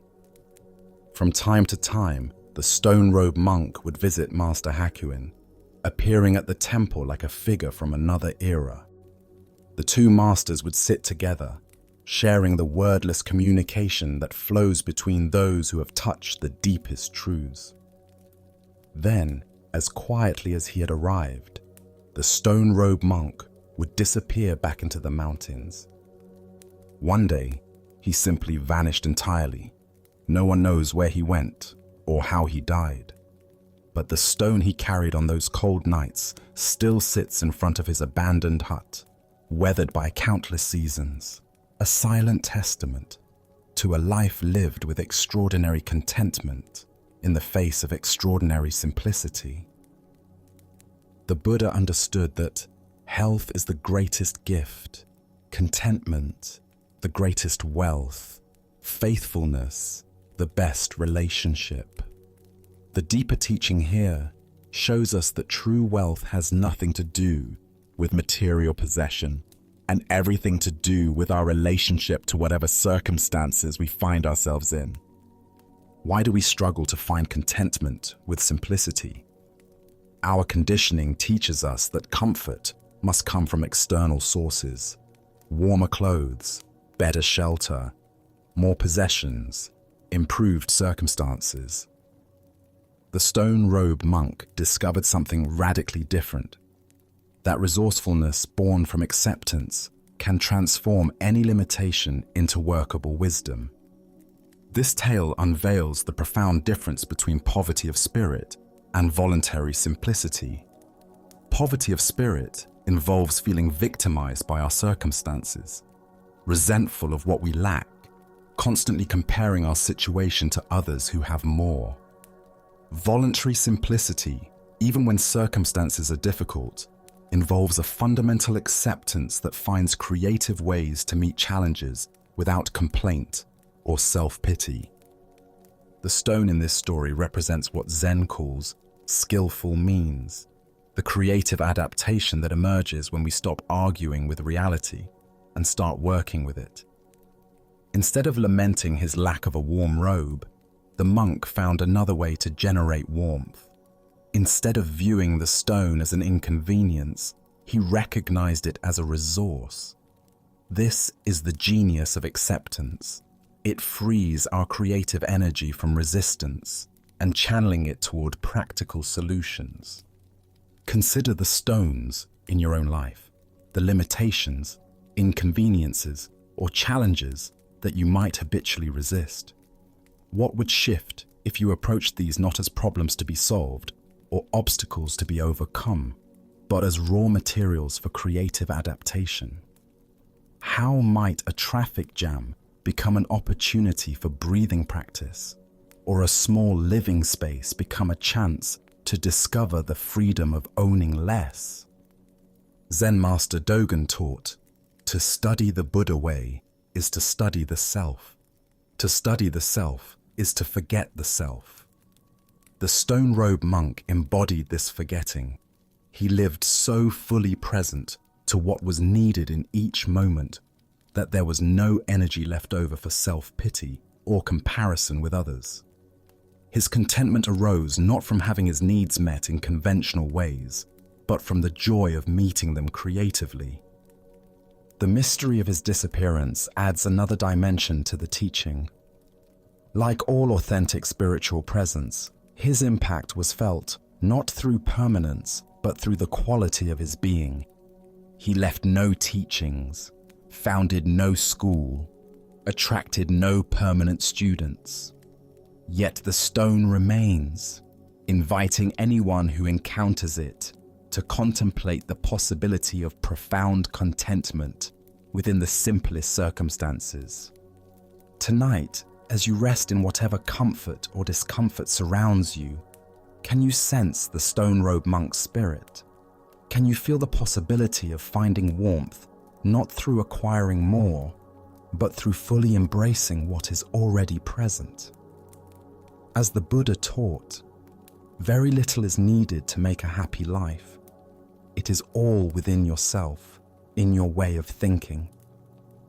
The stone waits patiently to teach us that true wealth lies in our capacity to find creative contentment with whatever life provides. Our next story reveals the unexpected grace that can emerge from our deepest despair. This is the 11th hour.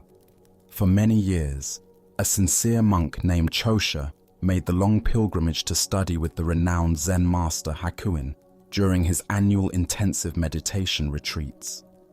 Each journey required days of walking through mountain passes, wearing out countless straw sandals on rocky paths. Each year, Chosha arrived with great hope and dedication, sitting in meditation for hours, studying the ancient texts, and participating fully in the rigorous schedule. Yet year after year, despite his earnest efforts and unwavering commitment, Chosha experienced no breakthrough, no flash of enlightenment, no profound realization. He watched other students have deep insights, while he remained trapped in the same patterns of thinking and confusion. The freedom that seemed so close to others felt impossibly distant to him. After yet another retreat had concluded with no progress, Master Hakuin called Chosha aside. The old teacher's voice was sharp with frustration. "You arrive here every year like a duck diving into cold water, making a great splash, but gaining nothing. You are wasting your time and mine. I cannot imagine how many straw sandals you have worn through making these pointless journeys. I have no use for such lazy effort. Do not come back." These harsh words struck Chosha like lightning. The one teacher he respected above all others had dismissed him as hopeless. Shame and determination warred in his heart as he walked away from the monastery. "Am I not a man?" he thought to himself. "If I cannot achieve realization this time, I will never return home alive. I will sit in meditation until either enlightenment comes or I die trying." Chosha found a small fishnet shed by the seashore, a humble shelter that reeked of salt and old rope. There he established himself in meditation posture, setting a limit of 7 days. For 7 days and nights, he sat without eating, without sleeping, without moving, except to maintain his upright posture. His body grew weak, and his mind hallucinated from exhaustion, but still no breakthrough came. On the 8th morning, Chosha realized he had failed even in this final effort. There was nothing left but to end his life. He could not face the humiliation of returning home without achievement, nor could he continue living with such spiritual poverty. Walking to the ocean's edge, he removed his sandals in the traditional manner of one preparing to die. As he stood in the waves, watching the sun rise over the horizon, something extraordinary happened. The shimmering surface of the ocean caught the morning light, creating patterns of crimson and gold that merged sea and sky into one radiance. In that moment, with death before him and all hope exhausted, Chosha suddenly became completely empty. In that emptiness, he was greatly awakened. Buddha's wisdom reminds us, sometimes you need to sit lonely on the floor in a quiet room in order to hear your own voice and not let it get drowned out by others. What emerges from Chosha's story is the profound truth that breakthrough often comes not through effort, but through the complete surrender that follows the exhaustion of all our strategies. Why do we struggle so intensely with achievement in spiritual practice? Zen Buddhism illuminates how our very desire for enlightenment can become the greatest obstacle to its realization. The mind that grasps for awakening is the same mind that prevents awakening. We approach spiritual practice with the same achievement-oriented mindset that serves us in worldly pursuits, not realizing that enlightenment cannot be earned, only discovered. Chosha's years of sincere but fruitless effort represent what Zen calls spiritual materialism, the subtle way we make even our spiritual practice about acquiring something, achieving a special state, or becoming a particular type of person. Each year he arrived at the retreat with expectations, comparing his progress to others, measuring his worth by his spiritual attainments. This very measuring created the barrier to the natural awareness that was already present. The fisherman's shed represents a crucial phase in many spiritual journeys, the dark night of the soul where all our familiar supports fall away. Here, stripped of the comfort of the monastery, the encouragement of fellow students, and the guidance of a teacher, Chosha faced his practice in complete isolation. Only when even this heroic effort failed did he reach the total surrender that spiritual awakening requires. Consider your own relationship to achievement in areas that matter deeply to you. Do you sometimes find that the harder you try to force a particular outcome, whether in relationships, creative work, or personal growth, the more elusive it becomes? This is because the grasping mind creates tension that interferes with the natural flow of insight and inspiration. Zen teacher Alan Watts observed, "The way up is down. You can't push the river." Chosha's awakening came not through one more day of meditation, but through the complete letting go that occurred when he faced his own death. In that moment of absolute surrender, the very awareness he had been seeking revealed itself as what he had always been. Tonight, as you rest in this moment, can you feel the relief that comes from temporarily setting aside all your spiritual and worldly ambitions? Can you taste the freedom that exists when you're not trying to become anyone or achieve anything? As the Buddha taught, when you realize there is nothing lacking, the whole world belongs to you. Sometimes we must reach the end of our rope to discover that what we sought was never missing. Now, let us explore a Zen story about flowing with natural forces and the profound wisdom of accommodation rather than resistance. This is the bamboo in the hut. Master Ryokan's mountain dwelling was as simple and humble as his lifestyle. A small hut, constructed with basic materials that provided adequate shelter without any pretense to permanence or grandeur. The structure reflected his philosophy of taking only what was necessary from the natural environment while remaining open to whatever changes the seasons and elements might bring. One spring, as the earth warmed and new life stirred throughout the mountain forests, something unexpected began happening beneath the wooden floorboards of the master's hut. Tiny bamboo shoots, following their ancient genetic programming to seek light and space for growth, started emerging from the soil below his living space. Most people, discovering this situation, would have immediately seen it as a problem requiring swift action. Bamboo is notorious for its vigorous growth and its ability to damage structures. Left unchecked, the shoots would certainly push up through the floorboards, creating holes and potentially compromising the integrity of the entire building. The conventional response would have been to cut away the bamboo before it could cause structural damage. But Master Ryokan saw the situation differently. Rather than viewing the emerging bamboo as an unwelcome intrusion or a threat to his shelter, he chose to work with the natural forces at play. Without hesitation, he began tearing up sections of his floorboards to create space for the bamboo shoots to grow freely toward the light they sought.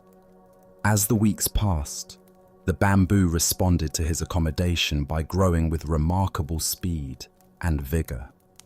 The shoots rose higher and higher, soon reaching the ceiling of the small hut and pressing against the roof beams. Again, most people would have seen this as the point where drastic action became necessary. Either the bamboo had to be cut or the dwelling would be destroyed.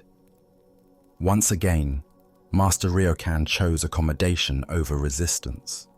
He carefully removed sections of his roof to allow the bamboo to continue its upward growth, creating openings that let the shoots emerge into the open air above his living space. The bamboo responded by growing through the roof and continuing to reach toward the sky. The final result of this process was remarkable. Master Ryokan found himself living in a hut where living bamboo grew up through the floor and extended through the roof, creating a unique dwelling that was part human construction and part natural forest.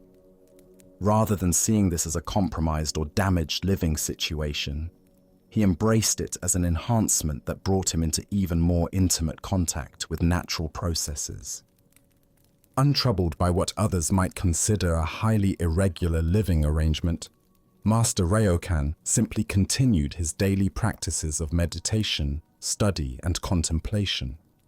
He sat in zazen beneath the living bamboo that now shared his dwelling space, finding that their presence added a quality of natural aliveness and seasonal awareness that conventional architecture could never provide. The bamboo became his intimate companions, growing and changing with the seasons, rustling softly in the wind, and creating patterns of light and shadow that shifted throughout the day. What had begun as a potential problem had been transformed through his willingness to accommodate natural forces into an enhancement of his simple mountain life. As the Buddha observed, nothing is permanent except change. This teaching relates profoundly to our capacity for flowing with natural processes rather than rigidly defending our constructed plans and arrangements against the inevitable forces of growth and transformation. This ancient wisdom illuminates our typical approaches to unexpected changes in our carefully organized lives. Most of us invest tremendous energy in creating structures, physical, emotional, professional, social, that we then feel compelled to defend against any forces that might alter them. We treat change as disruption rather than opportunity, as problems to be solved rather than invitations to discover new possibilities. Master Ryokan's response to the bamboo demonstrates a radically different relationship with the unexpected. Rather than seeing the shoots as invasive problems threatening his security, he recognized them as natural expressions of life force seeking room to grow. His accommodation of their needs led to a living situation that was far more interesting and dynamic than his original static dwelling. Why do we typically resist natural processes of growth and change, even when they might lead to improvements in our circumstances? This resistance often stems from our attachment to predictability and our fear that any deviation from our plans will lead to chaos or loss of control. We prefer the security of familiar limitations to the uncertainty of organic development. The master's willingness to tear up his floorboards and modify his roof represents the kind of fundamental flexibility that authentic spiritual practice cultivates. Rather than defending his comfort zone against all modifications, he remained open to discovering what new forms of livability might emerge through cooperation with forces beyond his control. This story reveals the difference between accommodation and passive surrender. Ryokan wasn't simply accepting whatever happened without response. He was actively participating in creating solutions that honored both his need for shelter and the bamboo's need for growing space. His actions were both practical and deeply cooperative with natural processes. We can observe similar opportunities for creative accommodation in many areas of life. The parent whose carefully planned family routines are disrupted by a child's unexpected interests or needs. The business owner whose established procedures need modification to accommodate changing market conditions. The individual whose life plans are altered by unforeseen circumstances that could lead to entirely new possibilities. Zen practice cultivates what might be called adaptive wisdom, the ability to work creatively with whatever emerges, rather than rigidly defending predetermined structures against natural processes of change and growth. This requires a fundamental trust that flow and adaptation often lead to outcomes superior to our original fixed plans. The image of Master Ryokan meditating beneath living bamboo that grew through his dwelling represents a profound teaching about integration with natural rhythms.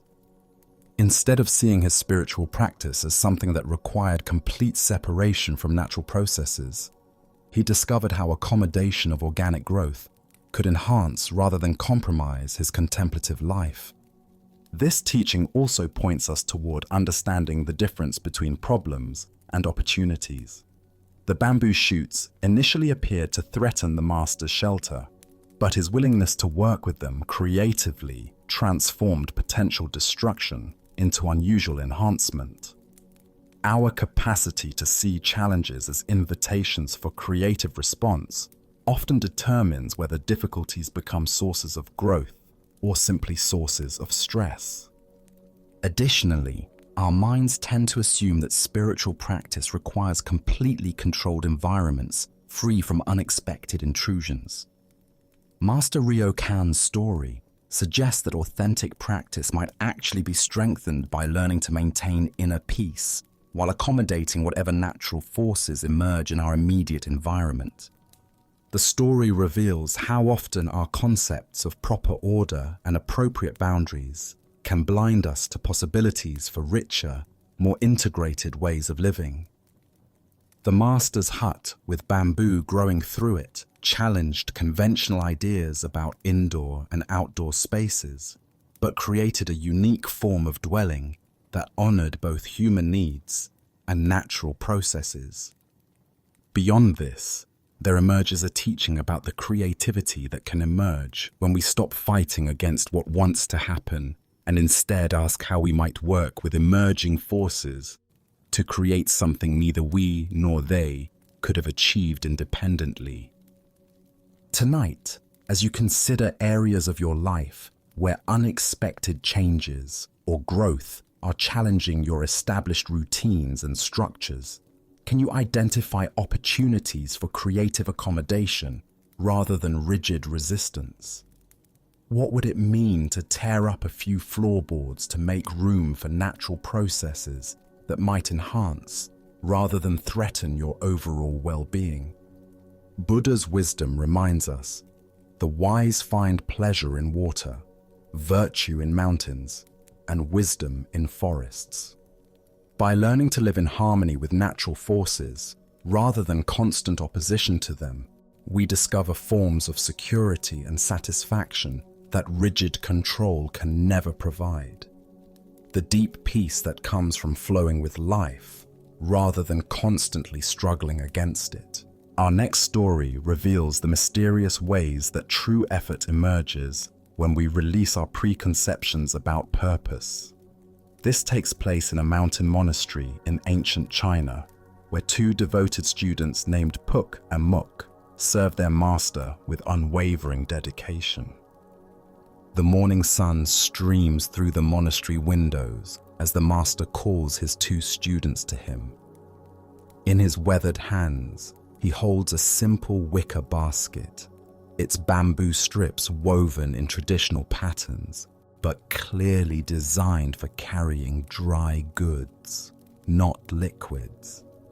The master's eyes twinkle with what the students will later recognize as gentle mischief as he announces their task for the day. "I need water," the master says, extending the basket toward them. "Please go to the river and fetch some water with this wicker basket." Puk and Muk exchange puzzled glances, but bow respectfully. They have learned not to question their master's instructions, no matter how unusual they might seem. Together, they carry the basket down the winding path to the river, its waters rushing clear and cold from the mountain peaks above. Reaching the riverbank, they wade into the gentle current and dip the basket below the surface. As expected, the water immediately flows through the woven strips, leaving them empty-handed. Undeterred, they try again, this time attempting to move more quickly from river to shore. Still, every drop escapes before they can take even a few steps. For hours, they experiment with different techniques. They try covering the basket with their robes, moving in coordinated patterns, even attempting to carry it together. Each effort ends the same way, with empty hands and growing frustration, yet something keeps them trying. Perhaps it's their devotion to their master, or perhaps it's the puzzle itself that compels them to continue. Finally, as the sun begins its afternoon descent, they return to the monastery with heavy hearts and the same empty basket. "Master," Puk begins hesitantly, "we have tried everything, but the basket simply will not hold water." The master takes the basket from their hands and examines it carefully. running his fingers along the bamboo strips. A smile spreads across his face as he says, "Ah, wonderful. The basket has never been this clean.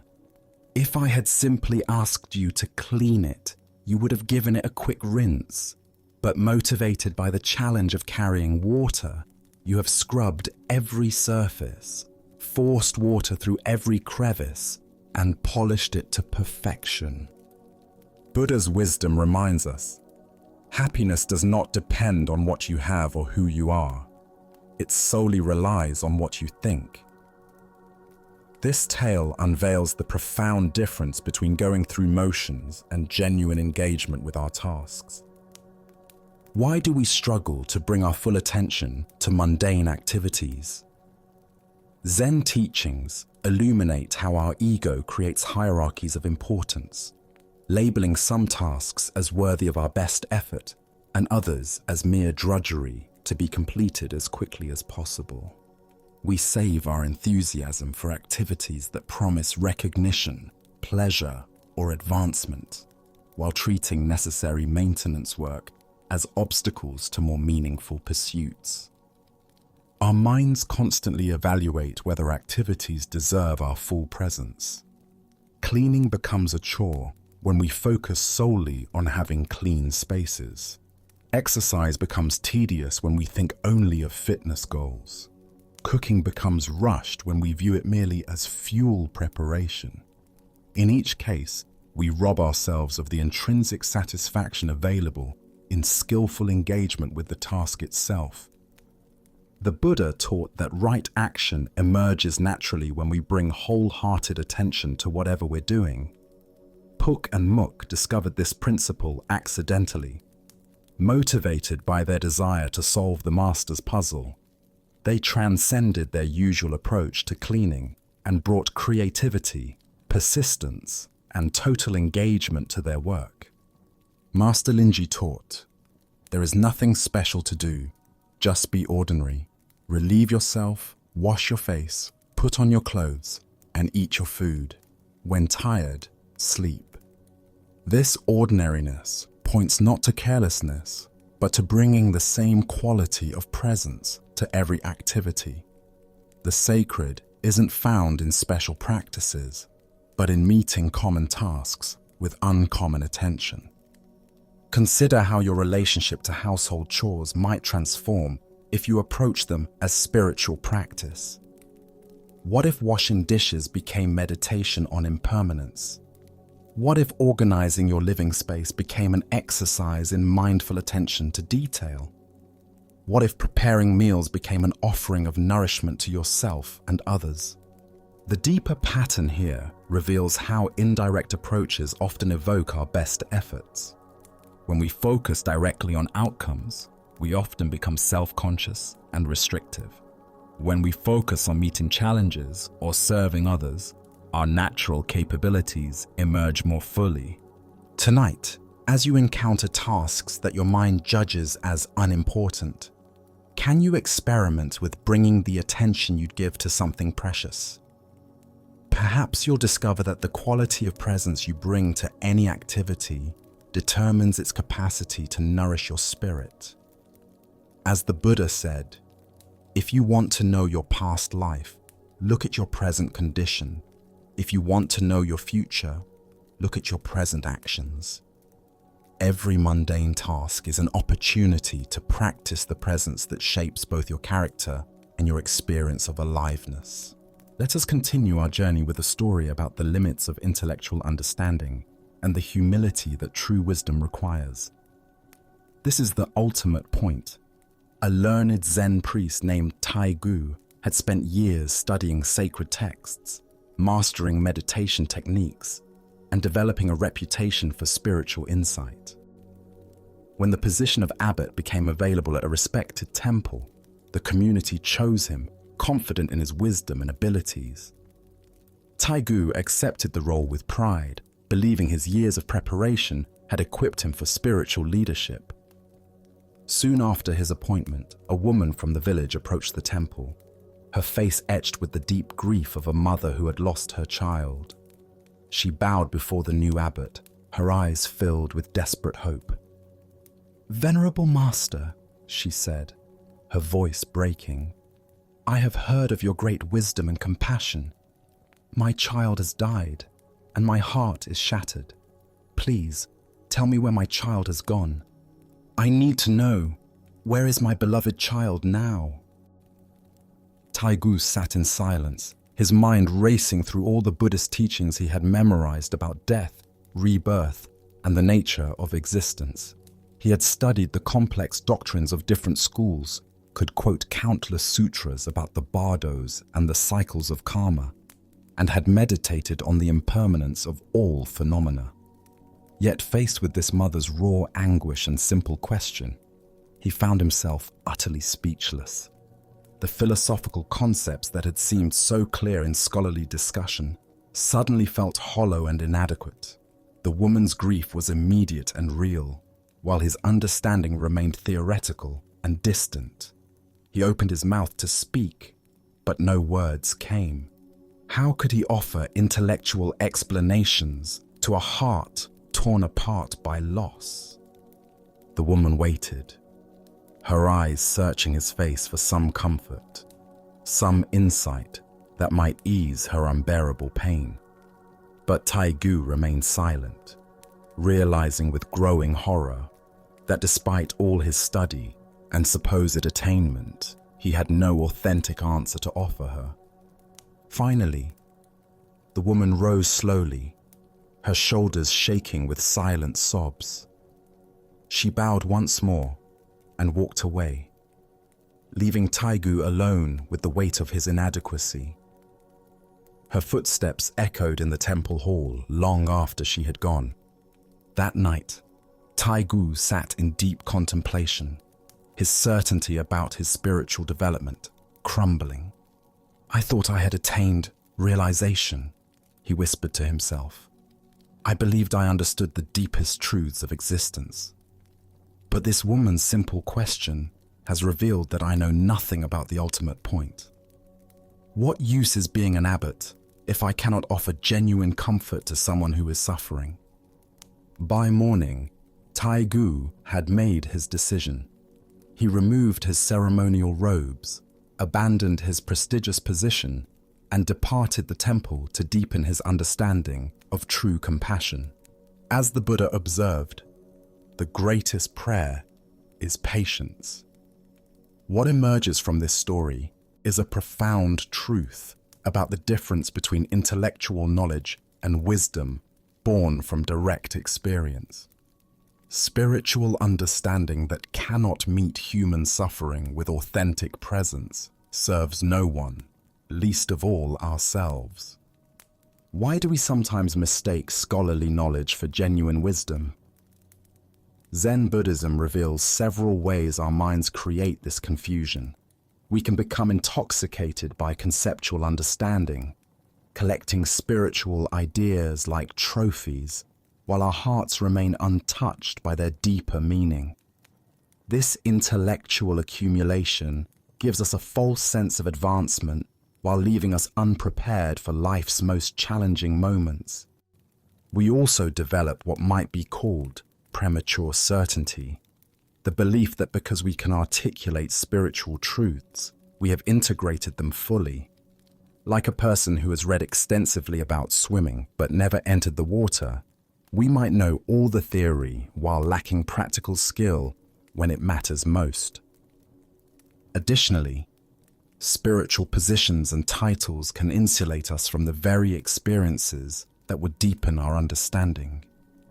When people treat us as wise, we might begin to believe our own reputation rather than continuing to cultivate genuine insight.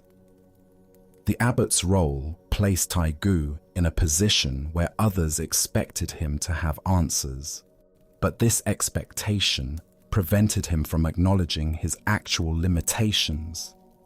Consider how this pattern appears in modern spiritual communities. Teachers might offer complex, philosophical explanations for suffering while lacking the emotional availability to simply sit with someone in pain. Practitioners could master advanced meditation techniques while remaining impatient with family members. Students might accumulate spiritual concepts while their basic capacity for kindness remains undeveloped. The Zen master Yunmen taught, "If you walk, just walk. If you sit, just sit. But whatever you do, don't wobble." Taigu was wobbling between intellectual understanding and authentic realization. The grieving mother's question demanded presence, not philosophy. Compassion, not concepts. This doesn't diminish the value of spiritual study, but rather places it in proper perspective. Sacred texts and teachings serve as maps pointing toward direct experience, not substitutes for the journey itself. When we mistake the map for the territory, we become lost in abstraction while life's essential questions remain unanswered. The woman's question, "Where has my child gone?" cannot be answered adequately through doctrine or philosophy. It requires the kind of understanding that emerges only from confronting our own losses, sitting with our own grief, and developing the capacity to be present with suffering without needing to fix or explain it away. Taigu's decision to abandon his position demonstrates remarkable courage and authentic spiritual insight. Rather than defending his reputation or offering hollow comfort, he chose honesty about his limitations. This humility opened the door to genuine learning, while clinging to false certainty would have kept him trapped in spiritual pretense. The Buddha said, "Doubt everything, find your own light." True spiritual authority comes not from having all the answers, but from the willingness to remain present with life's deepest questions. Sometimes the most helpful response to someone's suffering is simply acknowledging that we don't know, but we're willing to sit with them in their pain. Tonight, as you reflect on your own spiritual understanding, can you distinguish between knowledge that lives in your head and wisdom that flows from your heart? Where might you be substituting concepts for genuine realization? What would it mean to approach life's ultimate questions with Taigu's hard-won humility? As the Buddha taught, it is better to conquer yourself than to win 1,000 battles. The conquest of false certainty opens the way to authentic wisdom. Let us continue on our journey with a story about the danger of spiritual expectations and the freedom found in ordinariness. This is the tale of a seeker who nearly missed enlightenment because he was looking for something extraordinary. In the garden of a modest Zen temple, morning sunlight filters through bamboo leaves as Master Bankei tends to his vegetables with the same careful attention he brings to meditation and teaching. His movements are unhurried and precise as he pulls weeds from around the young plants, his simple work clothes indistinguishable from those of any farmer or gardener. A man seeking spiritual instruction arrives at the temple gates, his eyes bright with the intensity of someone who has traveled far in search of wisdom. He has heard remarkable stories about Master Bankei's teachings and comes with great expectations of encountering someone obviously holy, perhaps surrounded by signs of spiritual power or emanating visible light. Seeing the gardener working among the vegetables, the seeker approaches and asks respectfully, "Excuse me, good sir, could you tell me where I might find the great Master Bankei? I have journeyed many days to receive his teachings." Bankei looks up from his work, soil still clinging to his hands, and smiles warmly. "Certainly," he says, gesturing toward the temple buildings. "If you go through that door there, you will find the master." The seeker bows his thanks and follows the indicated path, eager to finally meet the renowned teacher. Inside the temple, he discovers the same man he encountered in the garden, now seated in the master's traditional teaching position. The simple gardener and the great spiritual teacher are one and the same person. Confusion and indignation flare in the seeker's mind. This cannot be right. Great masters don't do common labor. Enlightened beings surely transcend mundane activities like weeding gardens. This ordinary-looking person cannot possibly be the extraordinary teacher he has sought. "Are you mocking me?" the seeker demands, his voice tight with offense. "Come down from that seat immediately. This is blasphemy. You show no respect for the true master. How dare you pretend to be someone so revered?" Master Bankei quietly rises from the teaching seat and settles himself on the floor with the same gentle awareness he had brought to his gardening. "Well," he says with unchanged kindness, "this has created quite a difficulty. Now you won't find a Zen master in the chair anymore." The Buddha understood that if you meet the Buddha on the road, kill him. The heart of this lesson lies in recognizing that what we seek is often hidden by our expectations of how it should appear. Why do we struggle to recognize wisdom when it doesn't match our preconceptions? Buddhist psychology explains that our minds create elaborate images of how spiritual advancement should look. We expect enlightened people to be somehow separate from ordinary human experience, elevated above the mundane concerns that occupy our own lives. This spiritual materialism creates a dangerous divide between sacred and secular, special and ordinary, enlightened and unenlightened. We imagine that awakening transforms people into something other than human, rather than revealing the sacred nature of humanity itself. These expectations become barriers that prevent us from recognizing the very wisdom we claim to seek. The seeker's reaction reveals how deeply our conditioning shapes perception. Unable to reconcile his image of a great master with the reality of someone pulling weeds, he chose to reject the evidence of his senses rather than question his assumptions.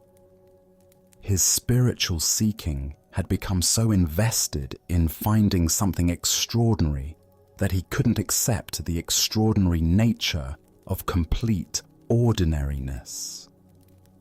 Master Bankei's response perfectly demonstrates the difference between being someone and being present. When challenged about his identity, he simply moved from the formal teaching position to sitting on the floor, showing that true authority doesn't depend on external arrangements, but on the quality of awareness brought to each moment. This points to what Zen calls nothing special. The recognition that enlightenment isn't an addition to our basic nature, but a subtraction of the illusions that obscure it. The gardener master wasn't playing roles. He was simply present with whatever activity life required, whether pulling weeds or offering teachings. Consider how often you might miss valuable guidance because it doesn't arrive in the expected package. Perhaps wisdom speaks through your child's innocent observation, your colleague's casual comment, or your own spontaneous insight during mundane activities. How many masters do we overlook because they appear too ordinary to take seriously? The Buddha taught, "Look within. You are the Buddha." This isn't metaphorical flattery, but practical instruction. The awakened nature we seek in others already exists within our own awareness, waiting to be recognized beneath our mental elaborations about what enlightenment should look like. Zen teacher Charlotte Joko Beck reminded her students that spiritual practice isn't about becoming someone special, but about being willing to be completely ordinary. We are not trying to have special experiences, she taught, but to realize the specialness of all experience when met with clear awareness. The greatest spiritual trap may be the belief that awakening will make us different from who we fundamentally are. This creates endless seeking for transformation rather than recognition of what's already present. True spirituality often looks remarkably like wholehearted engagement with ordinary life. Master Bankei's gardening wasn't separate from his spiritual realization, but an expression of it. Pulling weeds with complete attention is no less sacred than sitting in meditation. Teaching profound truths is no more enlightened than tending vegetables with care and presence. Tonight, as you notice your expectations about how wisdom should appear, can you remain open to recognizing it in unexpected forms? Perhaps the guidance you're seeking is already present in the most ordinary moments of your life, waiting only for the humility to receive it, without requirements about how it should look. As the Buddha said, 3 things cannot be long hidden: the sun, the moon, and the truth. Sometimes the truth hides in plain sight, disguised as nothing special at all. Now, let us explore a Zen story about the traps we create through our own grasping. This teaching comes to us through the ancient wisdom of those who observed both human nature and the natural world with equal clarity. In the tropical forests of Southeast Asia, where coconut palms sway in the ocean breeze and monkeys chatter among the emerald canopy, local hunters developed an ingenious method for capturing these agile creatures. The technique required no violence, no speed, and no superior strength. Instead, it relied upon understanding a fundamental aspect of the monkey's nature that would become its undoing. The hunters would select a coconut and carefully hollow out its interior through a small opening, leaving just enough space for their trap. Into this hollow chamber, they would place a handful of sweet rice, its aroma irresistible to any hungry monkey. The opening was crafted with precise dimensions, large enough for a monkey's open hand to reach inside, but too small for a clenched fist to withdraw. When a curious monkey discovered this strange coconut attached to a tree, it would investigate by reaching inside for the rice. The moment its fingers closed around the grains, it became trapped, not by any external force, but by its own unwillingness to release what it had grasped. The monkey could have freed itself instantly simply by opening its hand and letting go of the rice. But this solution seemed impossible from within its limited perspective. The hunters would find these monkeys sitting by their traps, sometimes for hours, pulling frantically at their trapped hands while refusing to release the very thing that held them captive. The rice that had promised nourishment became the source of their captivity. Their natural intelligence, so evident in other situations, seemed to abandon them when faced with the simple choice between holding on and letting go. What made this trap so effective wasn't its physical construction but its psychological design. It transformed the monkey's own grasping nature into the mechanism of its capture. The stronger the monkey pulled, the more trapped it became. The tighter it gripped the rice, the more impossible escape appeared. The Buddha taught, "You only lose what you cling to." This profound teaching points directly to the monkey's predicament and our own. The story illuminates how our attachments, no matter how seemingly small or justified, can become the very prisons that limit our freedom. Why do we hold so tightly to things that ultimately constrain our movement through life? Buddhist psychology identifies this pattern as the root of much human suffering. Our minds, like the monkey's instincts, are conditioned to grasp what appears beneficial and hold on regardless of consequences.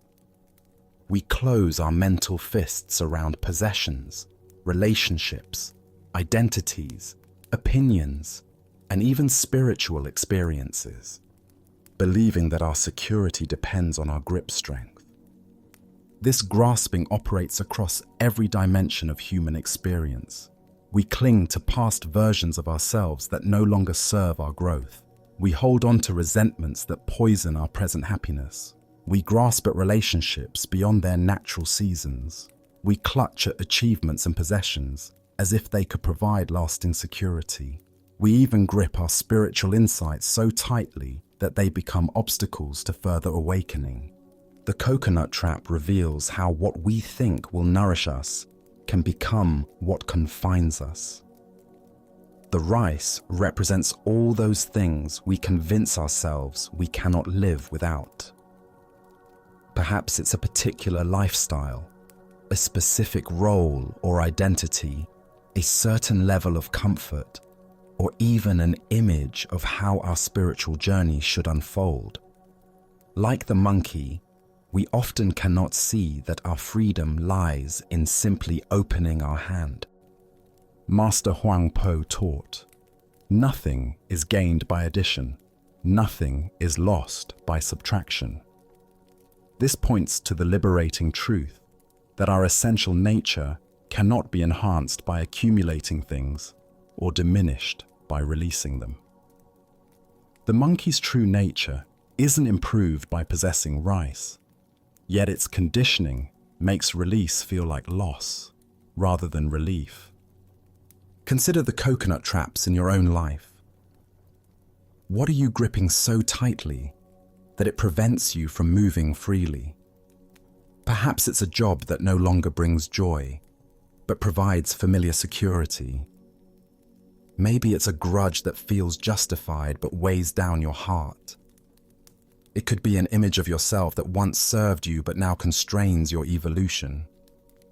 The practice of letting go doesn't mean becoming passive or uncaring.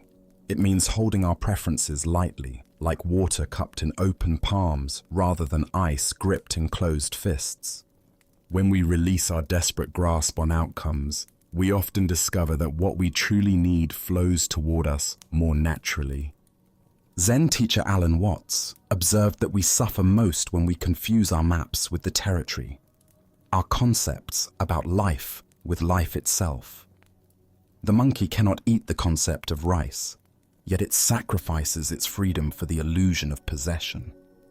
Similarly, we often sacrifice our peace for mental objects that exist more in our imagination than in reality.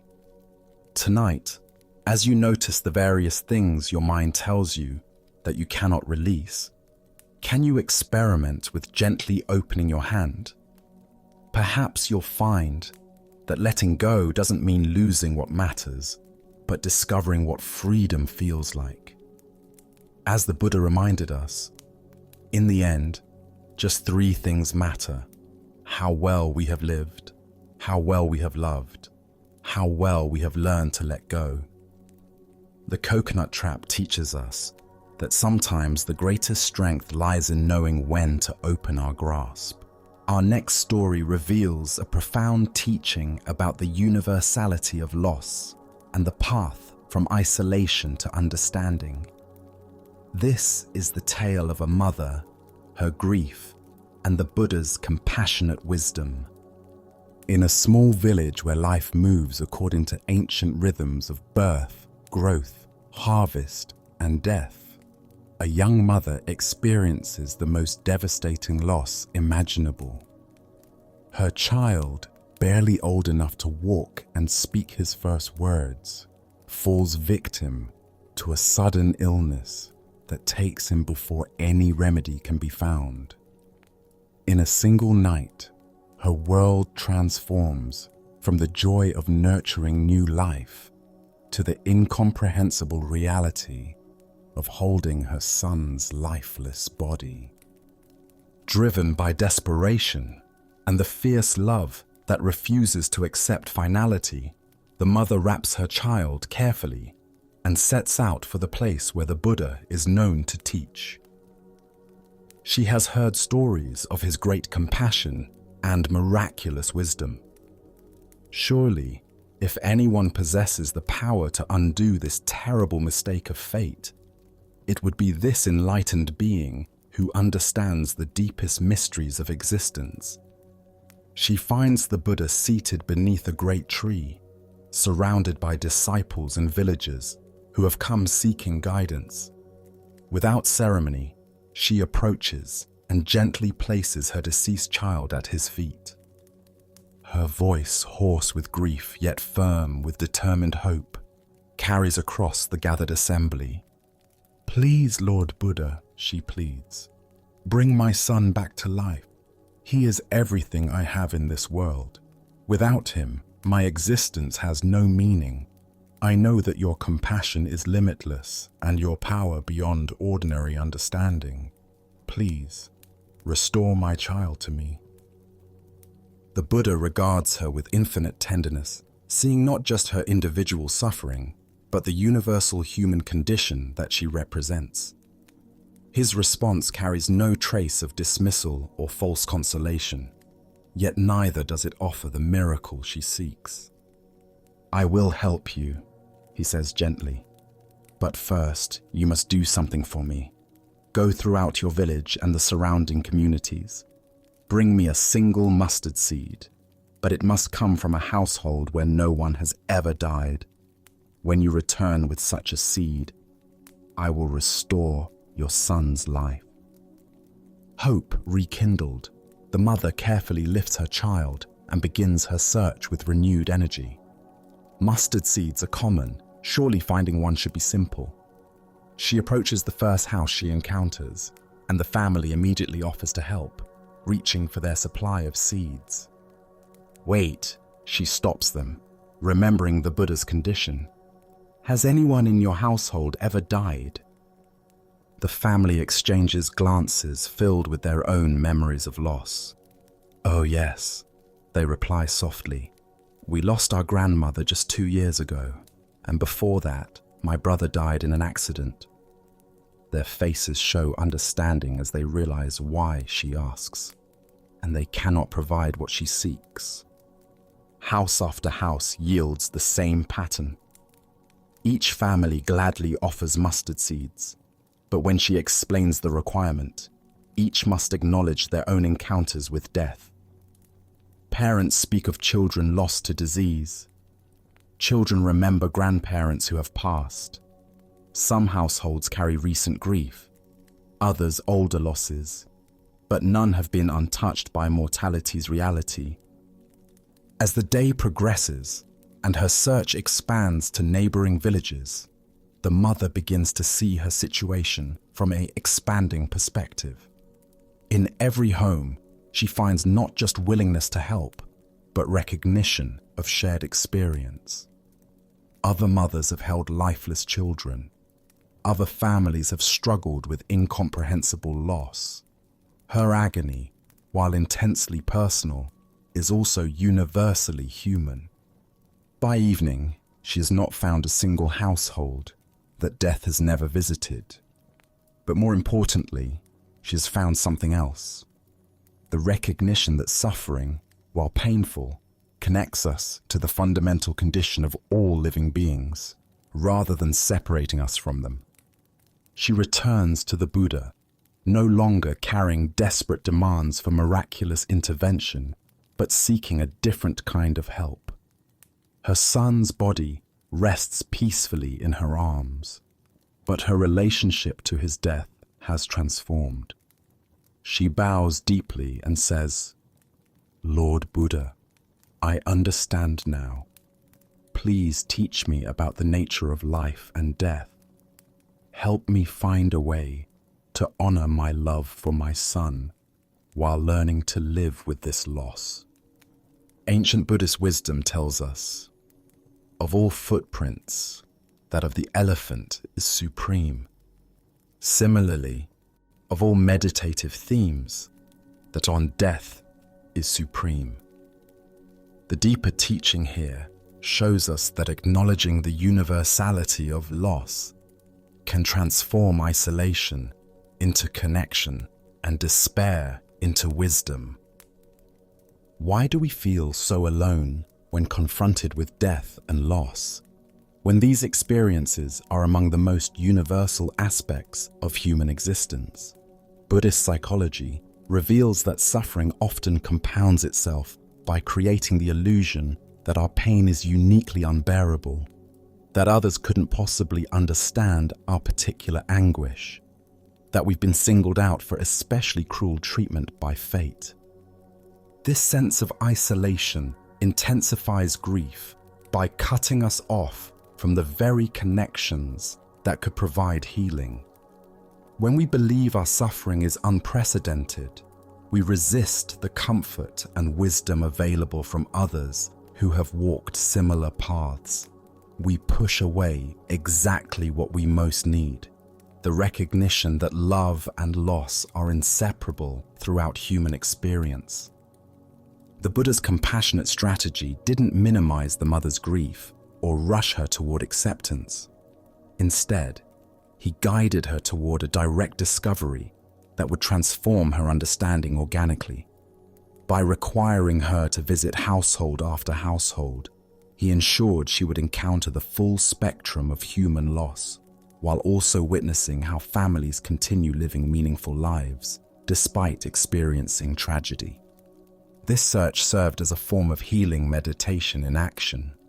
Each conversation with bereaved families became an opportunity for the mother to see her experience reflected in others' stories. Each expression of sympathy from people who recognized her pain created threads of connection that began weaving her back into the fabric of community. The mustard seed itself carries symbolic significance. It's one of the smallest seeds, yet it grows into a substantial plant. This suggests that even tiny acknowledgements of our shared vulnerability can grow into profound understanding and acceptance. The impossible condition the Buddha set wasn't meant to frustrate her, but to lead her toward a different kind of miracle: the transformation of isolated suffering into connected wisdom. Buddhist teacher Pema Chodron writes about the wisdom of no escape, the recognition that attempting to avoid life's inevitable difficulties creates additional suffering beyond the original pain. The mother's initial request represented this very human desire to escape from loss rather than learn how to be with it skillfully. The story also reveals how grief can become a gateway to deeper understanding when met with wisdom rather than denial. The mother's love for her child didn't diminish through accepting his death. Instead, it found a way to honor their connection while acknowledging the temporary nature of all physical forms. In Tibetan Buddhism, there's a practice called taking and giving, where practitioners deliberately contemplate the suffering of others as a way of developing compassion and perspective. The mother's journey inadvertently became such a practice as she discovered that every family carried losses similar to her own. This doesn't mean that individual grief should be minimized or quickly moved through.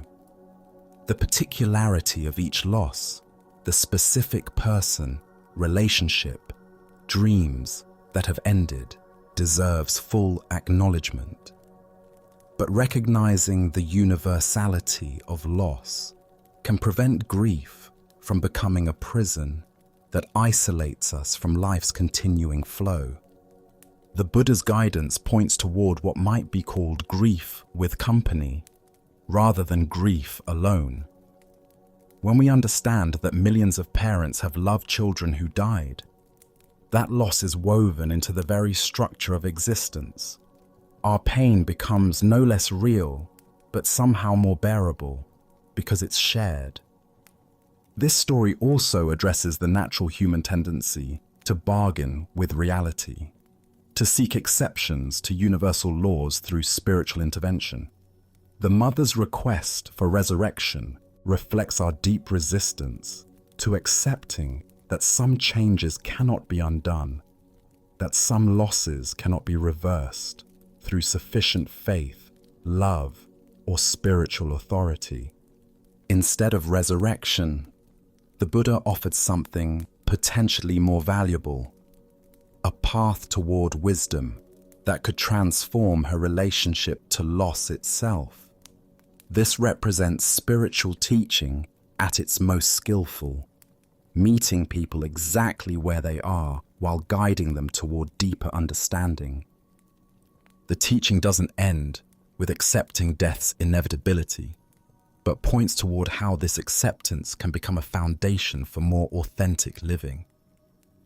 When we truly integrate the reality of impermanence, our remaining time becomes more precious, our relationships more genuine, our priorities clearer. Tonight, as you reflect on the losses you've experienced or fear experiencing, can you sense the vast company of others who have walked similar paths? Perhaps you'll discover that your deepest pain, rather than separating you from others, connects you to the fundamental human experience of loving what cannot last forever. As the Buddha taught, of all things that arise and pass away, loving awareness alone remains constant. This awareness can hold both our love and our loss with equal tenderness. Let us explore a story that takes place in a tranquil temple nestled in the northern mountains of Japan, where autumn painted the world in brilliant shades of gold and crimson. This is the story of a garden and a Zen master. The crisp autumn air carries the sound of rustling leaves as a senior monk moves methodically through the temple courtyard. With careful precision, he gathers the fallen leaves beneath the ancient maple tree that has watched over this sacred space for centuries. Each sweep of his bamboo rake creates perfect lines in the gravel, and soon he has assembled a magnificent pile of leaves, their colors still vibrant despite their journey to the earth. The monk works with quiet satisfaction, placing the leaves carefully into woven baskets, his movements graceful and purposeful. From beyond the temple wall, another figure watches this scene unfold. A Zen master from a neighboring monastery observes the monk's diligent work, his weathered face thoughtful. When the senior monk notices his presence and waves proudly toward his immaculate garden, calling out cheerfully, "It is good, isn't it?" The Zen master simply nods and says, "Just about. Wait a moment, I'm coming over." The senior monk watches curiously as the Zen master enters through the wooden gate, walks directly to the ancient tree, and without ceremony gives its trunk a vigorous shake. Immediately, countless leaves cascade down like golden rain, covering the pristine garden once again, in nature's beautiful disorder. The Zen master dusts off his hands and says simply, "Now it is good," before departing as quietly as he arrived. The Buddha once said, "Do not dwell in the past, do not dream of the future, concentrate the mind on the present moment." This ancient wisdom illuminates a profound teaching about attachment to outcomes and the ego's need for completion. Why do we become so invested in finished results, in tidy conclusions, in maintaining the illusion of control over impermanence?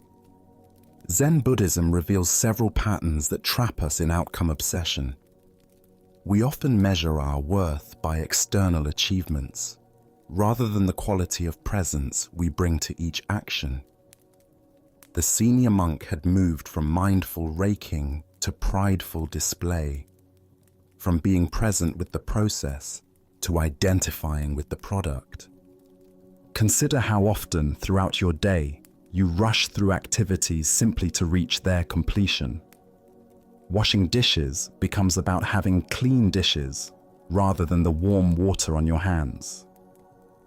Exercise becomes about burning calories rather than feeling your body move. Meditation becomes about achieving peace rather than witnessing whatever arises. In each case, we sacrifice the richness of the present moment for an imagined future satisfaction. Zen Master Dogen taught, "You are perfect as you are, and you could use a little improvement." This seeming paradox points to the delicate balance between accepting what is while remaining open to continuous becoming. The garden was perfect in its autumn disorder, and it was also perfect in its temporary tidiness. Both states were fleeting expressions of natural flow. The deeper teaching here shows us that true spiritual practice lies not in achieving permanent states, but in developing the capacity to engage wholeheartedly with whatever work is before us.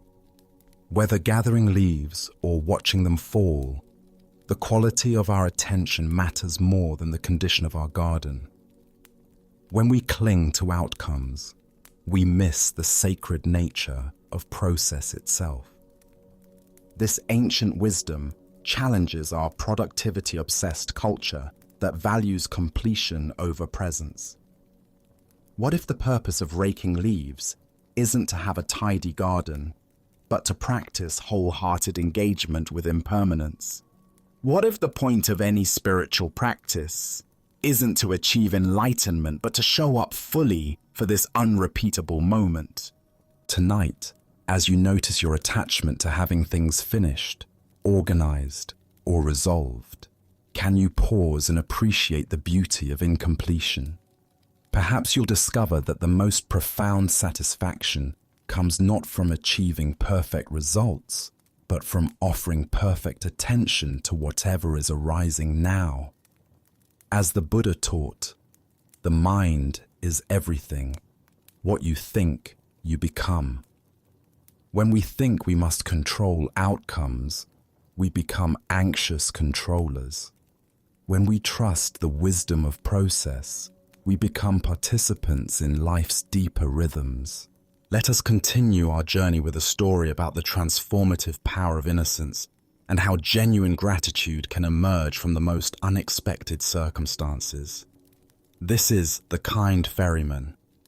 At a remote river crossing where the current ran swift and dangerous, there operated a notorious ferryman whose reputation for violence and lawlessness was known throughout the region. This outlaw had chosen his profession not from any desire to serve travelers, but because the isolated location provided perfect opportunities for robbery and worse. Travelers who needed to cross the water had no alternative but to trust themselves to his boat, making them vulnerable to whatever intentions he might harbor. The ferryman had heard of Master Ryokan's reputation for gentleness and complete absence of any capacity for violence or resistance. Unlike the merchants and officials who sometimes crossed his river, people who might be armed or who could pose some threat if provoked. This humble monk represented what appeared to be an easy and risk-free target for whatever mischief the boatman might have in mind. When Master Ryokan approached the river crossing, seeking safe passage to continue his spiritual journey, the ferryman agreed to take him aboard with the hidden intention of amusing himself at the monk's expense. He helped the master into his boat with false courtesy, concealing his malicious plans behind a facade of helpful service. Once they had moved away from the shore and were in the middle of the river, where the current was strongest and the master would be completely helpless, the ferryman began implementing his cruel entertainment. He started deliberately rocking the boat violently from side to side, creating dangerous instability that threatened to overturn the vessel entirely. The boat pitched wildly in the swift current, water splashing over the sides as the ferryman used his knowledge of the river and his physical strength to create maximum terror for his passenger. His intention was clear. He wanted to see this peaceful monk panic, beg for mercy, perhaps even break down in fear as he faced the prospect of drowning in the turbulent water. But Master Ryokan's response was not what the ferryman expected. Instead of crying out in fear or pleading for his life, the master simply endured the violent rocking with the same serene acceptance he brought to all of life's challenges. He neither struggled nor protested, showing no sign of the terror the ferryman had hoped to provoke. When the dangerous rocking failed to produce the desired reaction of panic and desperation, the ferryman escalated his assault. He deliberately tumbled Master Ryokan into the cold, swift-moving river, expecting to watch the monk struggle desperately in the water before being swept away by the strong current. But the master, though clearly not a strong swimmer, made no dramatic attempts to save himself through violent struggling against the river's power. His response to being thrown into the water was the same calm acceptance he had shown to the boat's rocking. He neither fought frantically against the current nor screamed for help, but simply allowed the water to carry him as it would. Watching this peaceful acceptance, the ferryman suddenly became alarmed. What had begun as cruel entertainment was transforming into something far more serious. The master was indeed in danger of drowning, and his complete lack of resistance or self-preservation instincts made his situation truly perilous rather than merely frightening. The ferryman's cruel amusement instantly transformed into genuine concern. Rushing to Master Ryokan's aid, he plucked the gentle monk from the water and pulled him safely back into the boat, using all his river skills to rescue someone he had just moments before been trying to terrify. Once the master was safely back in the vessel, dripping but unharmed, the ferryman expected anger, accusations, or at least some acknowledgement of the deliberate cruelty he had just inflicted. Instead, Master Ryokan looked at his rescuer with eyes full of sincere gratitude and profound appreciation. "Thank you," the master said with complete sincerity, bowing deeply to the bewildered ferryman. "Thank you for your act of selfless kindness in saving my life. Your compassion and quick action prevented me from drowning." The ferryman stood speechless, realizing that Master Ryokan genuinely believed he had been saved by a good Samaritan rather than rescued by his own tormentor. The master's innocence and gratitude were so complete that he saw only kindness where cruel intention had existed moments before. Buddha's wisdom tells us, hatred is never appeased by hatred in this world. By non-hatred alone is hatred appeased. This is a law eternal. The heart of this lesson lies in understanding how genuine innocence and gratitude can transform the very nature of our interactions, turning potential enemies into unexpected benefactors.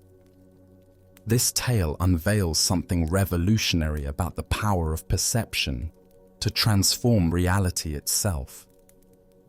Master Ryokan's complete innocence and genuine gratitude created a situation where the ferryman's malicious intentions became irrelevant compared to the actual outcome. A life-saving rescue that deserved acknowledgement regardless of the rescuer's original motivations. The master's response reveals a profound teaching about the difference between naive ignorance and conscious innocence. He wasn't simply unaware of the ferryman's cruel intentions. He chose to respond to what actually happened, being saved from drowning, rather than to the malicious motivations that had created the dangerous situation in the first place. Why do we typically focus on people's negative intentions rather than on whatever positive outcomes might emerge from their actions? This tendency reflects our investment in being right about others' badness, rather than our commitment to recognizing genuine opportunities for gratitude and connection. We often prefer being justified in our anger to finding reasons for appreciation. The ferryman's transformation from tormentor to rescuer demonstrates how quickly situations can shift when met with unexpected responses. His alarm at seeing the master in genuine danger revealed compassionate instincts that his cruel entertainment had temporarily suppressed. Master Ryokan's innocence created space for these better impulses to emerge naturally. This ancient wisdom illuminates our relationship with forgiveness and the power of choosing which aspects of complex situations to emphasize. The master could have focused on being deliberately thrown into the river, but instead he focused entirely on being pulled out of it. His choice of emphasis determined not only his own emotional state, but also the ferryman's understanding of who he was capable of being. The story reveals the difference between conditional and unconditional gratitude. Conditional gratitude depends on pure motivations and perfect circumstances. We're grateful only when people help us from completely altruistic intentions. But Master Ryokan demonstrated unconditional gratitude, appreciation for beneficial outcomes regardless of the complex motivations that might have preceded them. We can observe similar opportunities for transformative responses in many situations where people's mixed motivations create both harm and benefit. The co-worker who criticizes us publicly, but whose feedback actually helps us improve our performance. The family member who creates drama, but also provides genuine support during crises. The challenging relationship that causes pain, but also catalyzes important personal growth. This teaching also points us toward understanding the creative power of innocent interpretation. By seeing the ferryman as his rescuer rather than his tormentor, Master Ryokan offered him an identity upgrade that had the potential to influence all his future behavior. Sometimes, people become what we genuinely see them as being. Zen practice cultivates what might be called selective attention. Not denial of difficult realities, but conscious choice about which aspects of complex situations deserve our primary focus and response. When we can emphasize the helpful rather than the harmful, we often create conditions for more helpful behavior to continue emerging. The ferryman's speechlessness at receiving gratitude instead of accusations reveals how profoundly we can be affected by encountering responses that don't match our expectations. Master Ryokan's innocence created a moment of grace that challenged everything the outlaw thought he knew about how victims respond to perpetrators. Additionally, our minds tend to assume that spiritual practice should make us more discerning about others' negative motivations. But this story suggests that sometimes wisdom involves seeing through negative intentions to focus on positive outcomes and possibilities for genuine connection. This story also reveals the power of gratitude to transform our own experience of difficult situations. By choosing to focus on being rescued rather than on being attacked, Master Ryokan avoided the suffering that comes from dwelling on others' harmful intentions, while fully receiving the benefit of whatever help became available. Beyond this, there emerges a teaching about the courage required for sustained innocence in a world where cynicism and suspicion are often justified by experience. Master Ryokan's response required tremendous inner strength, not naivety, but the conscious choice to meet each moment with openness rather than defensive interpretation. Tonight, as you consider relationships or situations where people's mixed motivations have created both harm and benefit, can you experiment with Master Ryokan's selective focus on whatever helpful outcomes have emerged? What would it mean to express genuine gratitude for assistance received, regardless of the complex intentions that might have preceded it. As the Buddha taught, in the end, just three things matter: how well we have lived, how well we have loved, how well we have learned to let go. Through conscious innocence and genuine gratitude, we discover the capacity to transform potential enemies into unexpected sources of grace, creating possibilities for connection and growth that judgment and accusation can never provide. As these stories come to an end, notice the quiet feeling you have right now. This peace isn't something new or external. It's a feeling that was already inside you, and you've just made space for it to appear. It's always there for you, just beneath the surface of a busy life. The Buddha once said, "Even as a solid rock is unshaken by the wind, so are the wise unshaken by praise or blame." This simply means that, like a strong rock in the wind, we can learn to stay calm when things get difficult. The stories tonight were all about this. They gently reminded us that life gets easier when we let go of what we can't control. They showed that true peace comes when we stop worrying so much about what might happen. Even if you only half listened, these lessons are now with you. They are there to support you whenever you may need them. Now, as you get ready for sleep, let this calm feeling settle over you.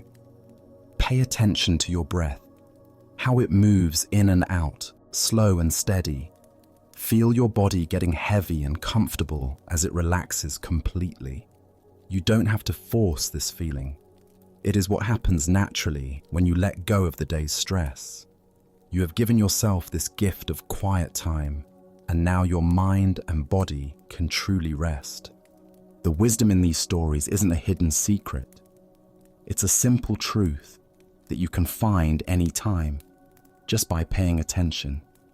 Tonight you practiced being still and aware. As you drift off to sleep and wake up to a new day, try to carry this peaceful feeling with you. It will be there to help you through the good moments and the challenging ones, reminding you that you can always return to this quiet place within yourself. Sleep well, and thank you for joining us on this journey at Sleepy Monk.